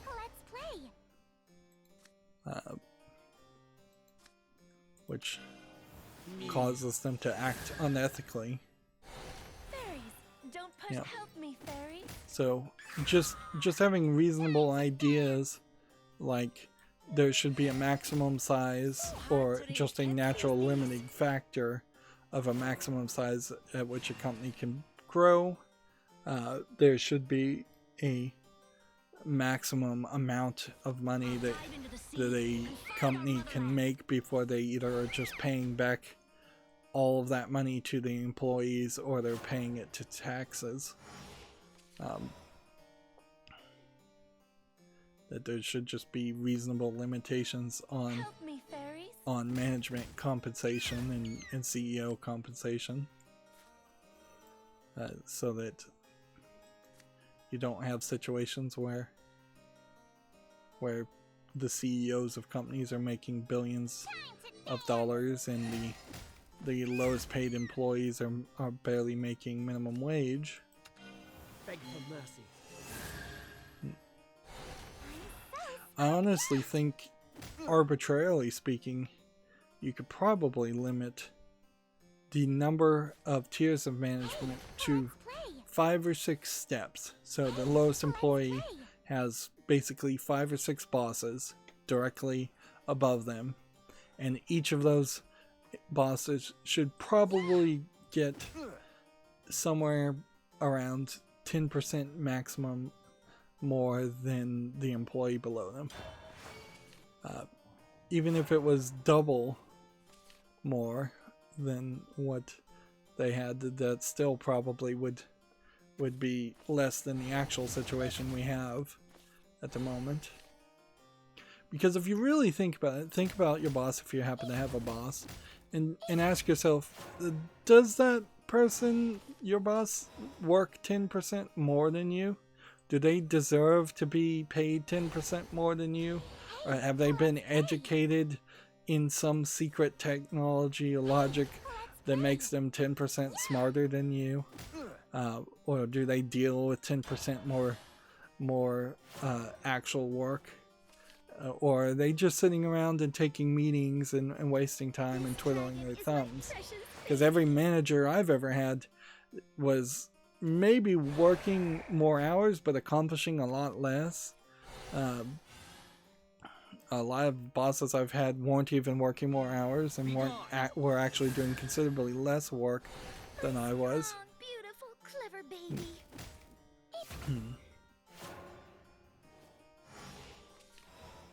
So, of course, 10% is just an arbitrary number. It would be a percentage to think about. You could make the same argument for like 50% or 200%. I wouldn't go any higher than 200%. I don't think anybody would argue their boss does twice as much work or works twice as many hours or works twice as hard as you do.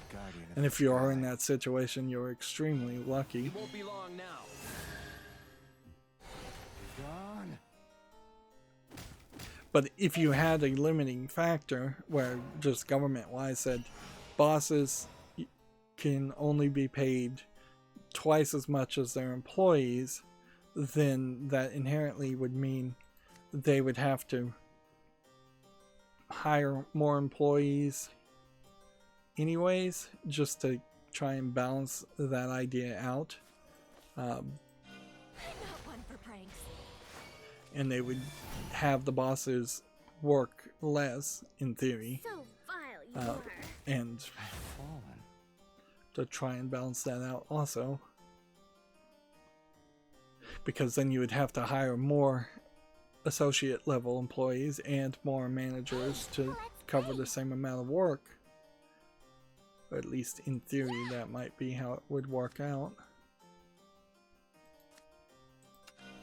Checkmate. So sparkly. Yeah. Hit that. And then hit that. Let's play. Yeah. And that. And that.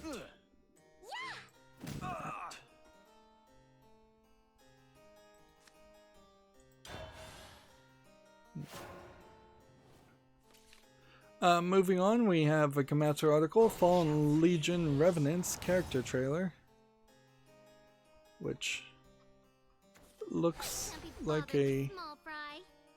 weird RPG, if I was to guess. Kind of feels like a Castlevania type game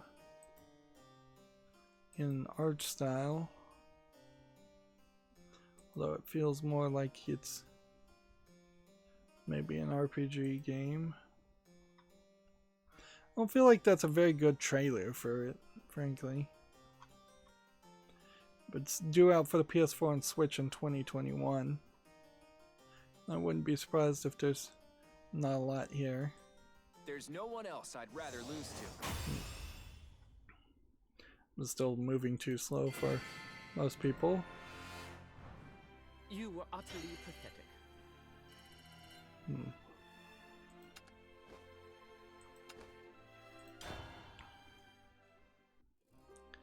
See. TechRaptor has an article here. Transformers Battlegrounds is just prime. We're almost done. So we have a Transformers game. It looks a little too cartoony for me, and it looks kind of generic. So I don't know how much of a game there really is here.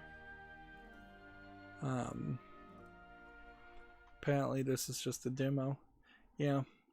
It feels like this might be almost an XCOM style placement game, or just a very simplistic game with Transformers fighting each other. Ugh, you stink of And I'm not sure if that's really what you should do with Transformers, but it probably is what has succeeded with Transformers in the past, is just having fighting games. Where I would argue my vague understanding of the Transformers series is kind of more of a story challenge that they squeezed fighting into it, but it seems like every Transformer series I've seen tried to have a major story, compared to, say, like Power Rangers, where there was really no story. There was just a monster of the week, and of course they were all just designed to sell toys. And I guess at the end they are just robot toys, so fighting does need to be some emphasis. Although, again, in a video game world, perhaps you do focus on a story more. Of course, it would be very boring, I imagine, to most Transformer fans if they came out with something that was along the lines of a visual novel. Hey, let's play. Help me, fairy. TechRaptor has an article here. Terra publisher In Mass Entertainment is closing down, which I guess means the MMO Terra will possibly close down, and the anime RPG Closers might also be shut down in these territories. Apparently it's just the, now that I read this, it is the North American and European publisher, so I wouldn't be surprised if actually it stays as a publisher. Those games stay up just by their original publishers.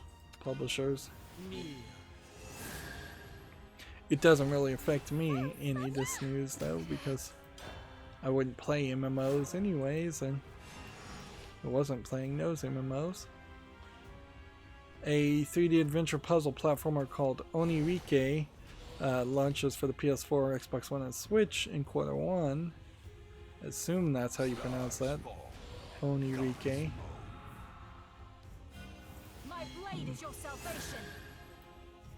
Praise contradiction. It sounds like a Japanese name, but I wouldn't be surprised if it's just a made-up name. This doesn't strike me as a particularly Japanese game. If anything, it looks like a weird French Art Nouveau game. It looks like it's probably just a adventure platformer. It's from the developer of Path to Monomacine, which I couldn't tell you off the back of my hand what that game was like. My dear fairies.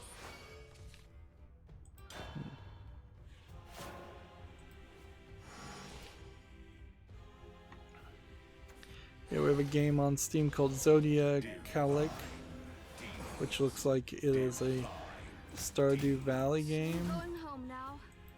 or an RPG game, but it looks a little too boxy.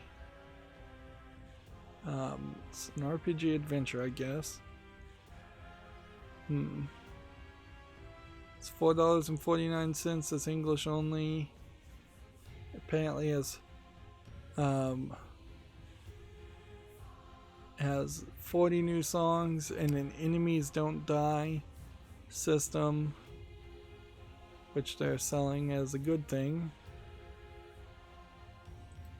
This doesn't look like an RPG Maker game, although it might be with the new RPG Maker systems.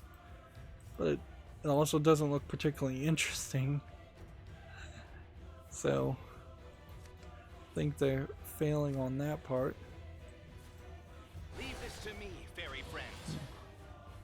I'll take care of them. You must make amends. Heaven rebukes you.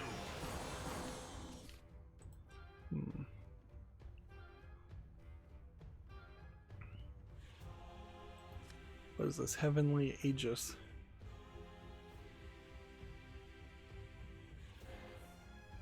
This one just can't be killed.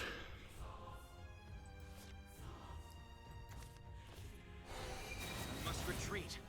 Like, this card literally can't be killed. Let's summon that.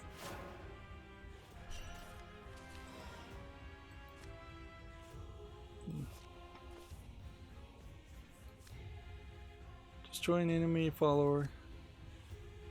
Alright, so this might work. Nope. Because it can't be affected by spells. Hey, let's play. Hey, let's play.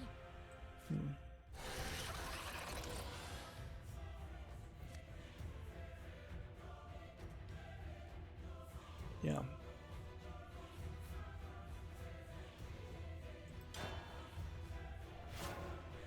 Yeah, you pretty much have lost once this card is played. Next we have a game on Steam called Missing Time, which is just a romance visual novel game, also tagged horror. It seems to be fairly lewd, considering it's not tagged with any adult content. $19.99. English only, 175,000 plus awards, 15 to 25 hours, 110 backgrounds, and 25 character graphics, I guess, or whatever. I don't even know what CGs actually means. 4 character routes and 1 8+ endings, 1 secret route. Well, it doesn't look badly animated, so I'll put it on the follow list. Of course, there's certainly YouTube family friendliness questions that will come into play. This, May the forest be at peace. and then that's 3. And then fill that. Pranks. And then evolve this.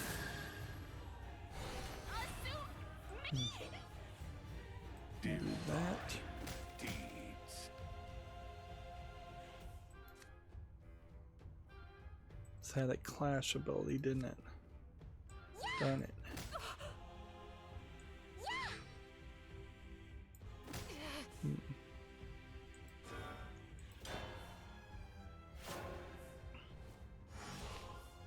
Yeah, and the chance of me winning here is extremely low.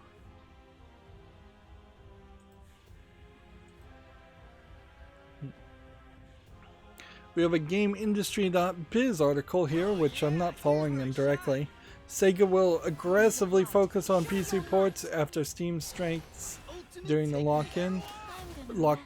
Strong sales during Persona 4's Golden Port will lead to more Sega catalog titles on the PC.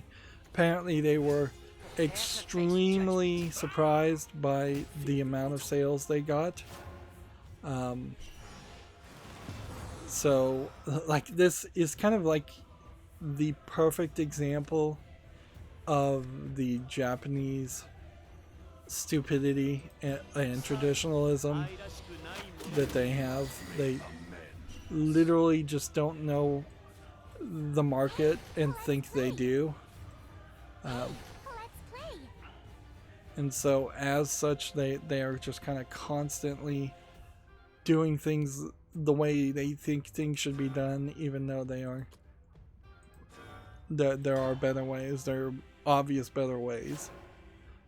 If Sega heavily goes into the PC gaming field, that probably will push a lot of other people to go into the PC gaming field from Japan, as far as Japanese companies.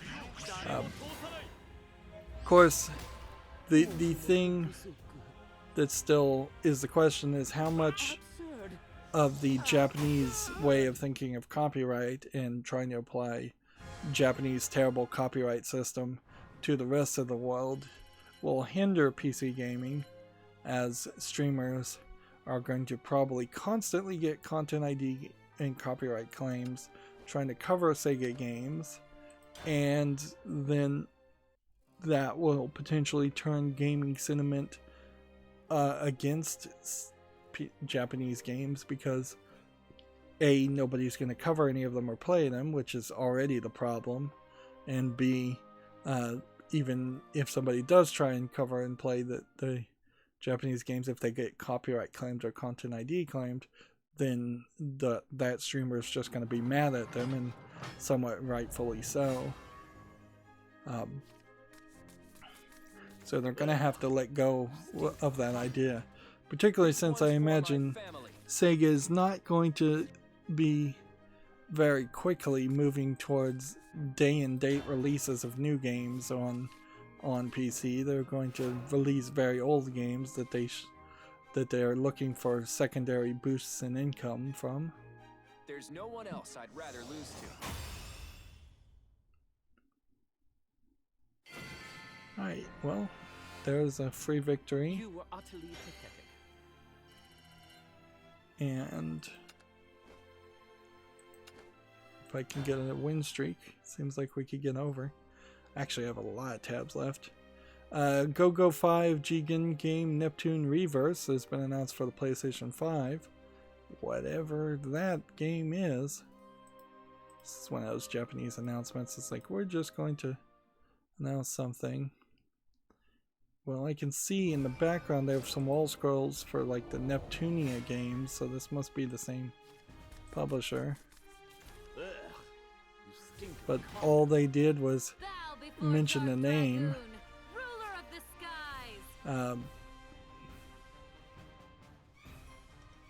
This, I guess, is going to be the Japanese name for the latest entry in the Neptunia series. So it is a Neptunia game. I imagine if it gets translated to English, which most of those games do, it'll get a slightly different name. For smartphones, Idola Phantasy Star Saga pre-registration is now available in the West. This feels like this is a spin-off game of the Phantasy Star MOBA. I'm not sure if that's exactly the case, but feels like that's the case. And yeah, I'm not sure I believe in the idea of a Phantasy Star or a MOBA in general being playable on a cell phone. I don't think we're quite yet to that point.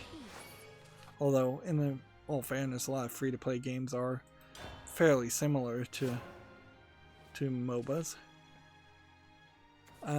Here we have a game on Steam called Grandfather Island, which seems to be a pretty like low polygon CG forest that you're walking around.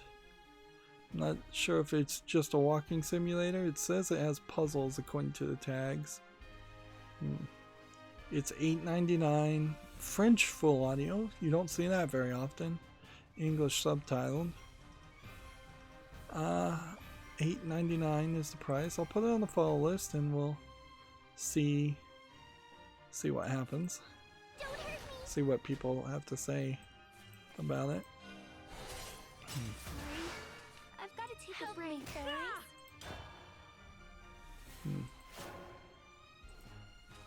Let's see. Gamatsu has the Famitsu review scores, which Fight Crab got 29 out of 40. Giraffe and Anika got 29 out of 40. I was hoping that was a little bit better. Legend of Heroes Hajimari no Kisikai got 33 out of 40. That's a fairly decent score. MotoGP 20 got 32 out of 40. Rock of Ages 3 got 29 out of 40. Solaris Console Edition got 30. Terminator Resistance got 30. They Are Billions got 30. And Yokai Watch Jam Yokai Academy Y, Wawa Goken Saikatsu got 35 out of 40. So clearly the game to play this week is Yokai Watch Jam. So yeah, the Yokai Watch series should be more popular around around the world, and I think they're just kind of dropping the ball as far as having it translate to other people. It is effectively a Pokemon spin-off, or not spin-off of Pokemon, but a Pokemon style game. Game of Sutra has an article here. The EA Play subscription service arrives on Steam this month, which I don't know why you would really pay for EA Play. I guess now if you were playing for it, you would have the extra element of now not needing to use EA Origin, but it's kind of like getting the free games with Xbox Gold without really needing to play for Xbox Live Gold to play multiplayer. And in all fairness, if I did have an Xbox right now and I wasn't playing anything multiplayer ever, and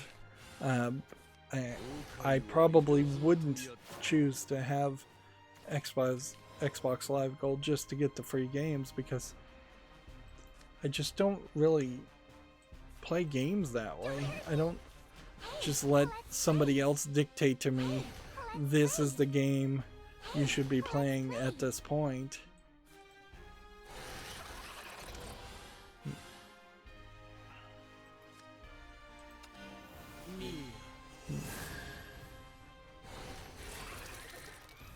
Let's go ahead and attack this middle guy.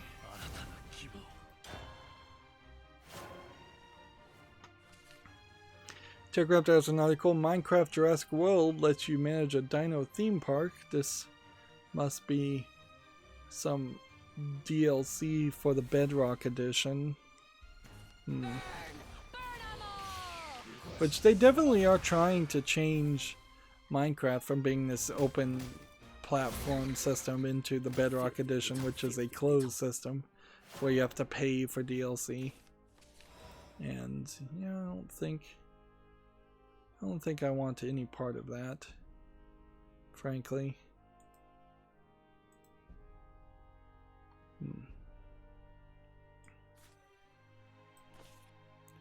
5 damage.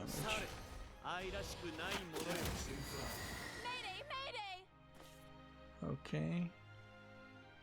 I could attack this guy, but I don't want to attack. So I'm gonna end here. And hopefully he won't know what this card does, and he'll play a creature first. Nope. Because that guy would have done 10 damage to that had he been on the field. Game of Sutra has an article here. Microsoft has unveiled a new look at the Xbox Series X dashboard. Yeah, I think we already kind of had seen this, but yeah. They're changing things. And I don't know if there ever is going to be like a way to improve the interface. There's not, I don't think, going to ever be a major breakthrough. It's just going to be little iterations and trying not to break familiarity with people who have already become familiar with the way the Xbox Live dashboard works. You don't want to confuse people, and you also don't want to have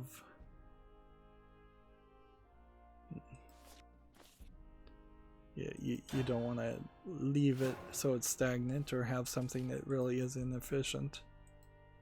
And you can kind of just always make tweaks and always make changes on an UI.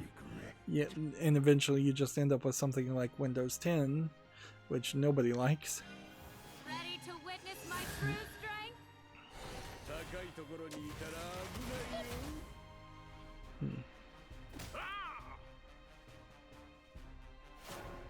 This next game is tag nudity, so let me double check all the screenshots. Nothing unfamily friendly. We have a game here on Steam called First Snow. It looks like it's probably a Western, maybe Russian, Yuri, girl-on-girl romance visual novel. It's free to play, so I guess the price is right. I say that every time. It has 10 achievements. It's English only. But see, I don't know what you get from something like this, because then you have this developer just put out a free-to-play game that has no in-app purchases, and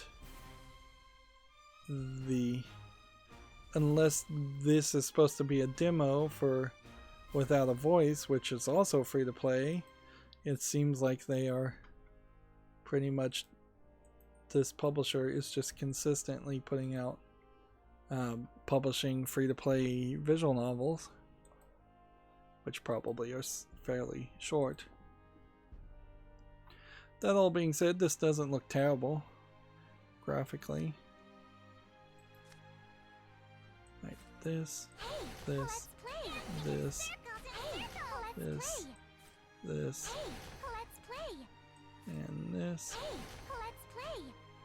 then ball.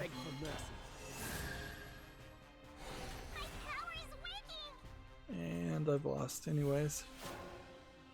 I would have lost even if I hadn't played fast enough.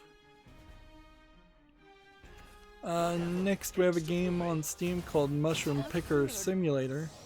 I don't think you would want to simulate the actions of mushroom picking, and I don't think you would want to trust a video game to tell you the right information as far as identifying mushrooms, which can be very dangerous.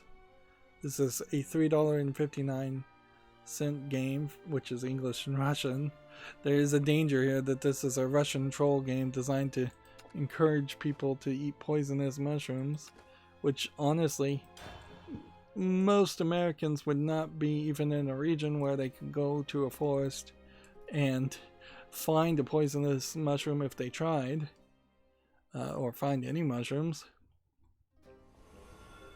Gamma Sutra has an article here. X-Riot devs launch a multiplayer game studio called Odyssey Interactive in Canada, which I probably won't be interested in a multiplayer only company, so that puts me in a weird position as far as being interested. Open Critic has an article here. The Mass Effect Remastered Trilogy is coming in October according to an insider, which, yeah, I don't know how you could ever justify playing Mass Effect. Like, you basically would have to speedrun it. You'd basically have to try to avoid all conflict, avoid all shooting, and just have a visual novel style experience, and it still probably would take close to 100 hours. And yeah, I just don't know how you could have an experience there, or how you could justify that time usage. And that's as somebody who only played a little bit of like the first Mass Effect and then got bored. So almost certainly that would be my experience if I tried to go back and play the remastered, is I would just play it a little bit and get bored and then move on. The forest abandoned me. TechRaptor has an article. Final Fantasy 15 player housing is getting expanded. 15 is the online game.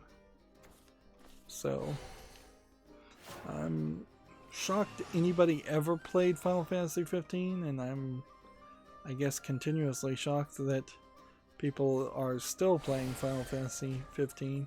Just don't. Unbelievable!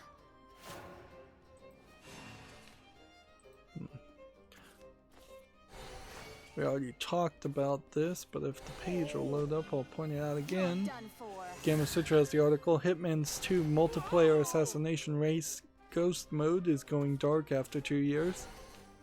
Which makes it like questionable how much content really is playable still in Hitman 2. Or particularly even Hitman 1.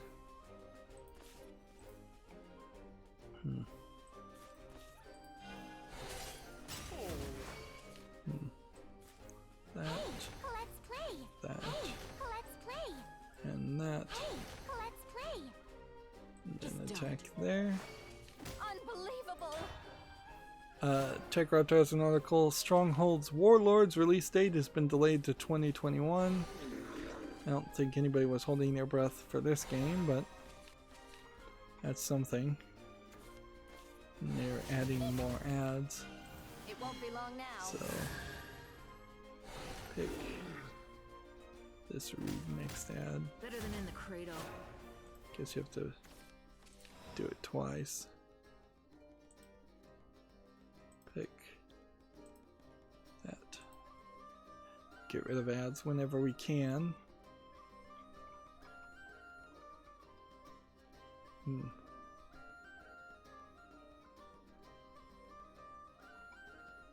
Here's another ad we can get rid of.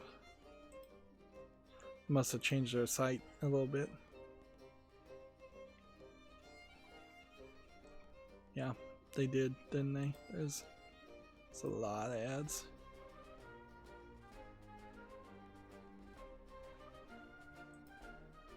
Get rid of that.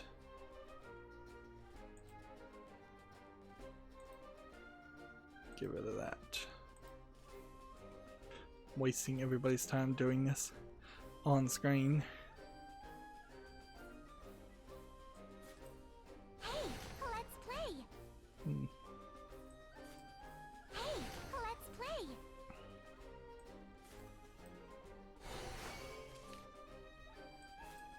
Hey, let's play. Hey, let's play. Come on, hurry. Hit that. So spark. Yeah. And then hit that. No.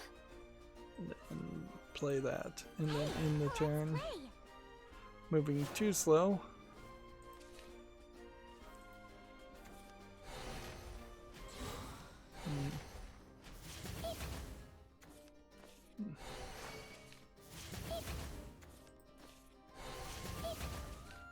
Filthy little.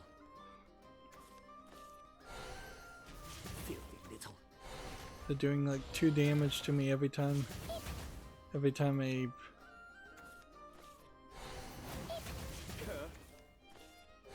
they do something. Filthy little. So they're just gonna play cards over and over again and take me out. See, this is how you do it. I wish I had these cards so I could just play a ton of like spell boosted cards. Like he just took me down in one turn. I suppose this is somewhat video game related. Oculus is planning to replace the Oculus accounts with Facebook accounts. New people making new Oculus accounts have to use Facebook accounts. Eventually, old people with Oculus accounts are going to have to make Facebook accounts. I guess there's some assumption there that Instagram will probably do the same at some point in the future. Some undetermined point in the future also, since Facebook owns all of that. There is certainly something to be said about how a lot of the mainstream news people in general just have this ultra hate for Facebook, and yet they kind of had a big love for Twitter up until fairly recently, and they are now kind of hating Twitter in the fact that most well, not most, but a lot of mainstream journalists, not just video game journalists, but journalists in general, are at least outwardly presenting as flaming SJWs that are just going to constantly eat themselves, and it seems like they will never be happy until there is something like a Reset Era style forum that only allows one way of thinking and censors everything else, and any dissent or any even challenge or conversation gets censored. And even at that point, Reset Era will probably get canceled in the minds of many journalists. Let's play. Help me, fairy. Stop. Whereas I can't sing real praises for Facebook, but I can say that there is uses for Facebook, and just saying, well, we're never going to use it or we hate it is not realistic, and it's not a professional way to deal with things at all.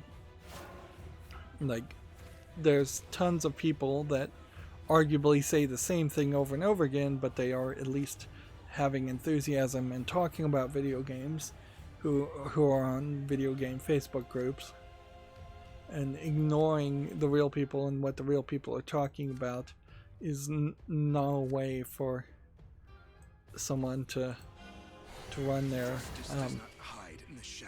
their business or their news journalism business. Moving on, we have a game on Steam here called Carnage, which looks like it's just a asset flip car fighting game. It's free. Is it a student project? Honestly, even if it was a student project, I wouldn't want to play it. English full audio. So yeah, if you want to try out a free car battle game that probably doesn't have much going on for it. Let's see. It's an amulet we need to destroy.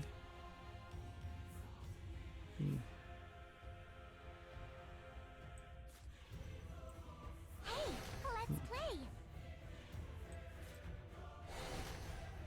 Hey, let's play. I feel like the background music in Shadowverse here is playing quite a bit. Help me, fairy. I don't want to turn it down or anything, it's just I'm recognizing it, and it seems to be a little bit more in your face than I think it probably should be for just an average game. TechRaptor has an article. Marvel's Avengers Intel i9 Collector's Edition packaging doesn't include the game. Now, the Marvel's Adventure game I think is free to start type game, and this is a 10th gen i9, which you're talking $400 plus minimum. You were done for. So I don't know why you would specifically want this collector's edition for an overpriced, in my opinion, i9 processors. 10 cores, 20 threads, which honestly I don't think you should get off number cores. I think you should get 8 cores, 16 threads, or you should get 4 cores, 8 threads. I don't think anything beyond that makes sense. And the next level up would be 16 cores, 32 threads, and I don't know if any of those actually exist. Beg for mercy. Although maybe AMD's Ryzen's actually does have something like that at a very high end. I'm thinking about building a computer. So you have here 3.6 gigahertz basic with a 5.2 gigahertz boost. Whereas I'm not sure how AMD really handles boost at all. There is definitely still a lot of argument that the higher single core base speed might be way better for games, since most games are single threaded or mostly single threaded anyways, compared to just having more cores, which is what AMD is kind of selling on. It's an LG 1200 socket with an integrated Intel GPU, which they're just calling an iGPU. But yeah, that does not seem like a good deal, particularly for people who are interested in playing Marvel Avengers. Also, nobody in their right mind should be playing or planning on buying a new i9 CPU because of Marvel Avengers. That's just straight up insanity. So vile you are. Stop! We're almost done. I said we were almost done a long time ago and I was wrong. Godsworn wall. Unmoving shield. Feels like we've been streaming really long, but it's really only been 2 hours and 40 minutes. Gamma Sutra has an article. Paradox and Hardsuit Labs fire 2 creative leads on Bloodlines 2. So that Masquerade Bloodlines tune seems like it is having some development problems and background issues that Good to see you, my feel dear like they fairies. need to be dealt with. Don't hurt me. So vile you are. I've been beaten. Hey, let's play. Hey, let's play. See, is there any more to the story though?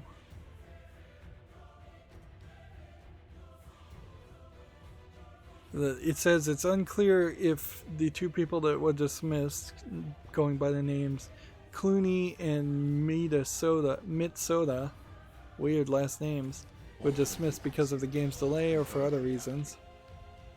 For his part, Mitsoda told Rock Paper Shotgun he was not part of the conversation that led to the decision that led production. He also denied the delay had anything to do with the narrative design team. So, yeah. It definitely makes it seem like it's a troubled development. Right. Just rush. To the ends of the Yeah. earth. And then play this. Hey, let's play. And The then power of nature. attack here. And then attack here. And then play this. Hey, let's play. And then do that. You can't And then escape. that. Stop!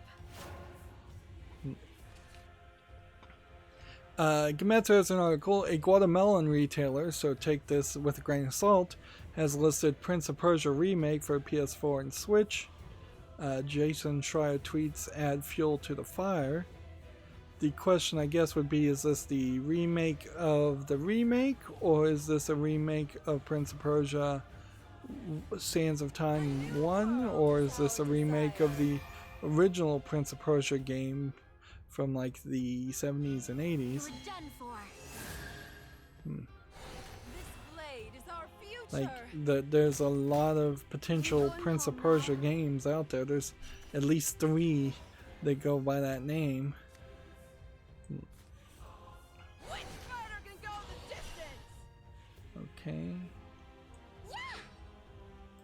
No. 1, 2, No.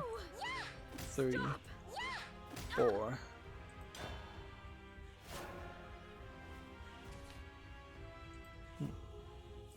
There should be a remake or a new Prince of Persia game. But also, it's a Ubisoft title, so like, I'm not sure that they would ever do that, frankly. They certainly have pivoted Assassin's Creed so far from being the new Prince of Persia games that it would make sense to get back to the roots and just make a new Prince of Persia game.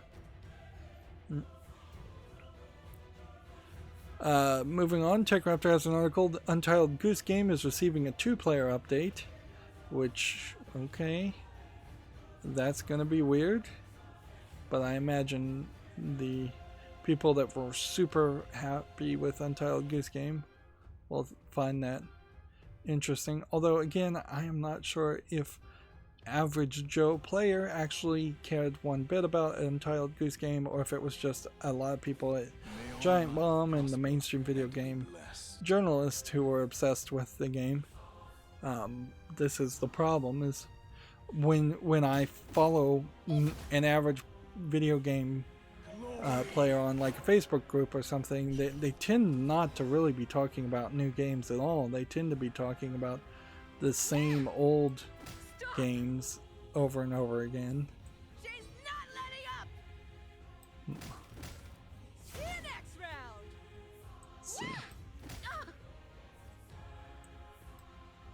Alright, how are we gonna do this? Breeze will guide you.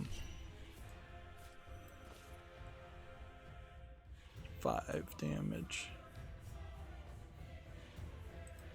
I'm not one for pranks. This fate is unjust. Hey,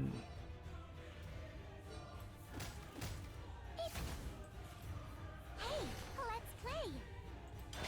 Stop. Let's see, sorry, went quiet there. Tech Raptor has an article here. Predator Hunting Grounds August update includes crossplay with friends. I didn't know that Predator Hunting Grounds was still a game that anybody was playing. The real battle begins. Yeah. I'm trying to actually win here because I'd like to end on a victory, and that got me going fairly quiet. Okay. All we need to do is this, this, this, Play.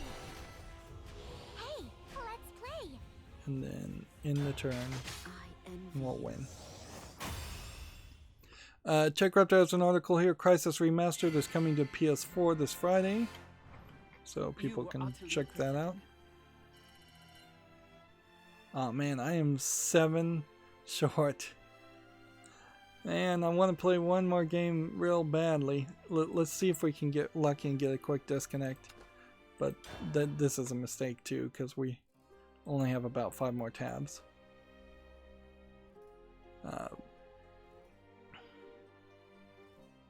Gamma Sutra has an article here. In 2018, women came forward about misconduct at Rocksteady and were ignored. So, yeah, Rocksteady is now also in the crosshairs. Like, it seems like every company is going to be put through the ringer if, and the number of accusations are probably going to be higher than you would expect, and the number of ignored accusations are probably going to be higher than you expect. I think that happens probably in everybody's businesses, whether you realize it or not. And I think there is probably a high number of false accusations that are conveniently being treated as though they are not false accusations.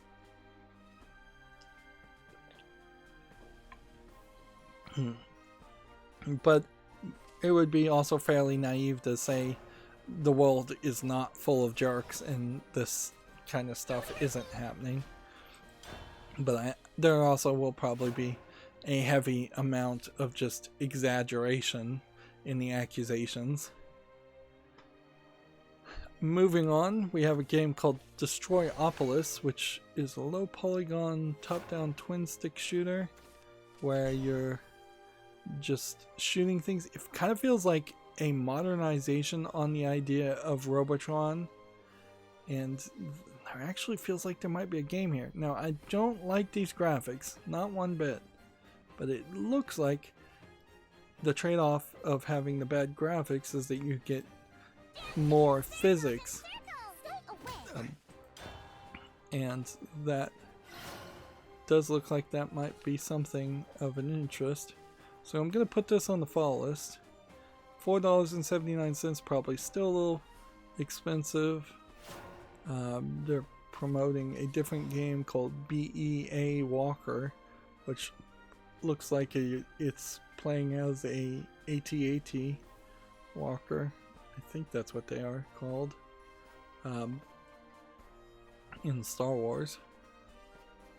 Which, honestly, that's not a bad idea either. I could totally see people wanting to play as some of the lesser Star Wars vehicles and have a game around that. TechRaptor has an article here for Parkasaurus Rex, which is not the Minecraft dinosaur game. It's a different Zoo Tycoon type clone. And apparently at some point you have a first person mode and you can tranquilize dinosaurs in shooting from the first person mode.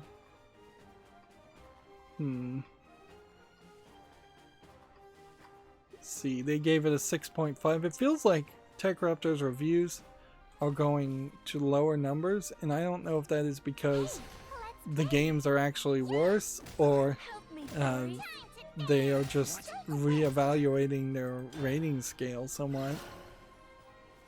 It's probably a little bit of both. I imagine right now there is just a high number of slightly bad games getting released compared to the AAA games that normally would be released in rapid succession.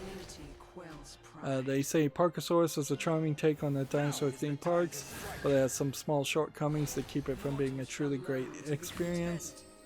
Pros are charming dinosaur design, tons of decorations and silly hats, and generous freedom to build your own park. Cons are the campaign rarely modifies gameplay, the map size can't be expanded, and the UI often gets in the way. Which, yeah, that does not strike me as a particularly well thought out experience.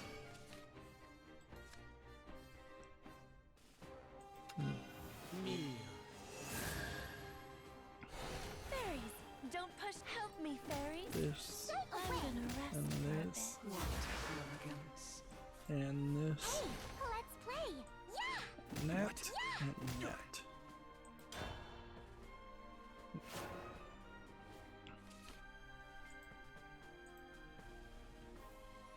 TechRaptor has updated. Vampire the Masquerade 2 kicks out narrative designer Brian Mitsoda.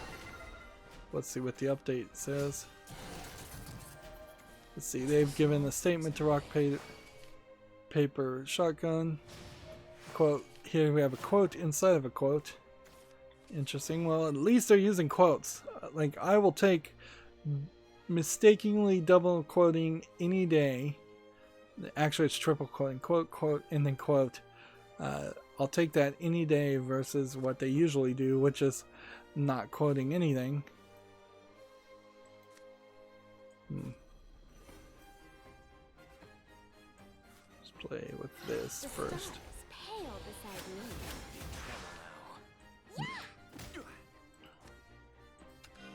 Beg for mercy. I'm so sparkly. See how I'm trying to drag here and it's not working.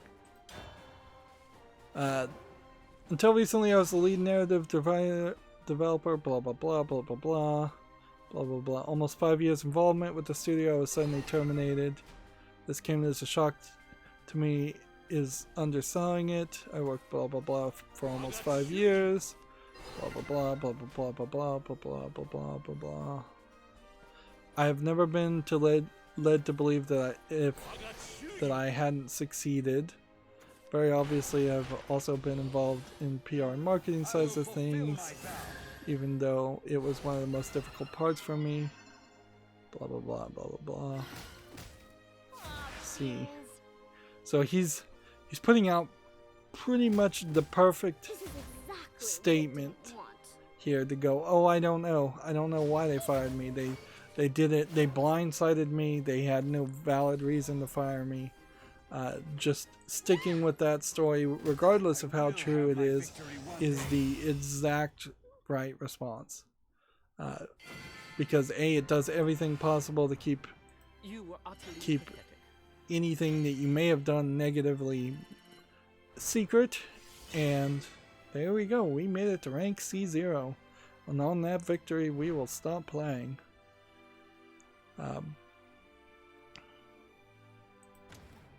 But yeah,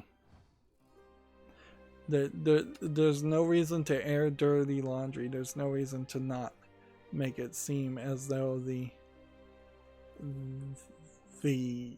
company themselves fired you arbitrarily and without reason, regardless of how true that is. So we got to score 6, which is 50 more vials, which is actually a considerably low amount of rewards. And then we got to rank level 60 in Forestcraft, which started over these 5 stars. Interesting. I didn't realize that. And then we got to 65, so we got some more animated basic cards. And then we got to rank D3, which gives us 100 rupees. We have a decent amount of that. And then we ranked C0, which gets us the Journeyman Flare. So we also are making progress towards winning 50 ranked matches as Forestcraft, and at some point we'll probably hit a point where we have to just play as something like Bloodcraft to try and get any more rewards, because we'll have all the other rewards done. There's still a decent amount of achievements here, but it kind of stops after a certain point. Like, I don't know if that certain point is actually a year from now or 6 months from now. I've also been very bad about trying to play the private matches. I've never haven't been able to find a great time. And I suspect the Code Geass crossover is going to end fairly quickly. So what I probably should do is use this Journeyman Flare. That way it might scare some people. But I don't even see where it is. Where's Journeyman?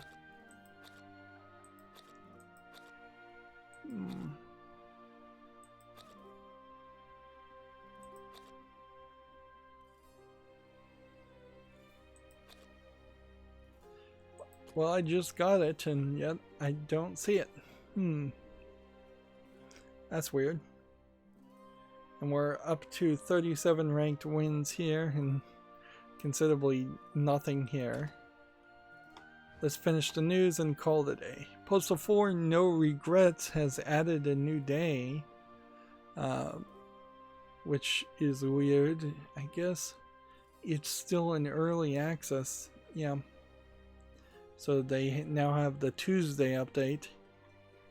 Yeah, I forgot that that was an early access game. That's still weird. That's real weird.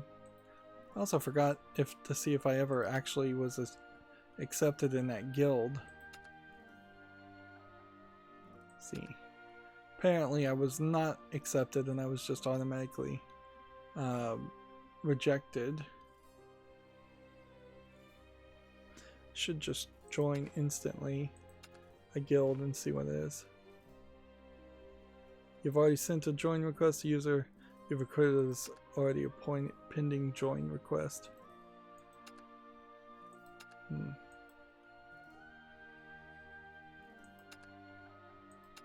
Yeah, we have this one we should cancel. Cancel. Geez, which one should I cancel?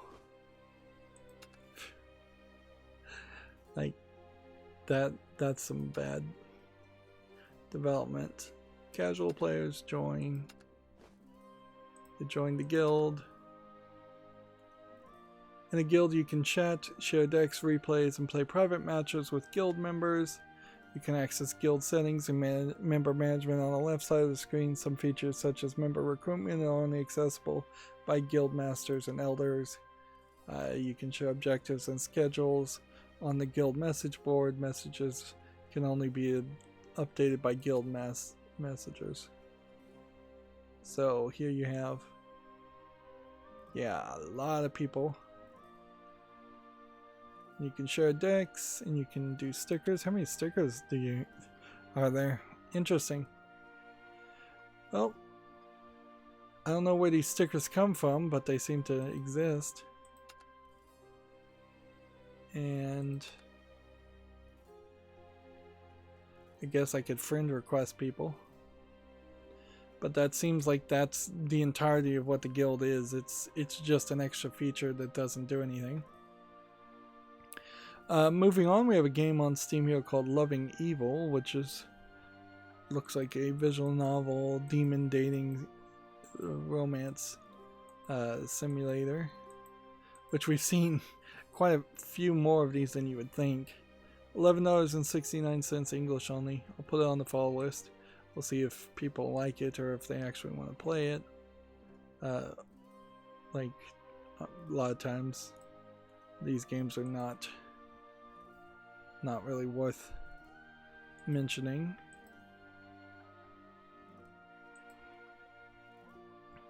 TechRaptor has an article here. Final Fantasy XIV Online is now collaborating with Yokai Watch, which this looks very Hawaiian and giant shark.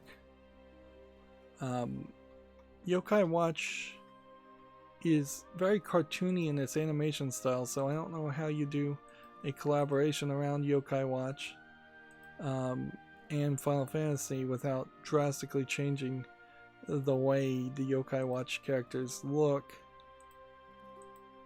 And I'm looking through this trailer and I don't really see anything here that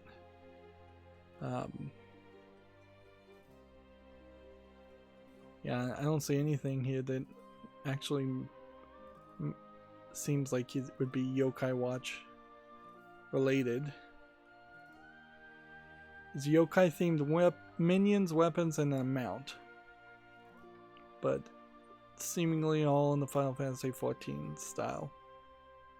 So you'd have to be a fairly large Final Fantasy XIV fan or a huge Yokai Watch fan to want to play those two. Let's see, and that brings me to the Humble Bundle store. Fantasy 3D printable models, a Judge Dredd comics bundle, the Humble Choice bundle,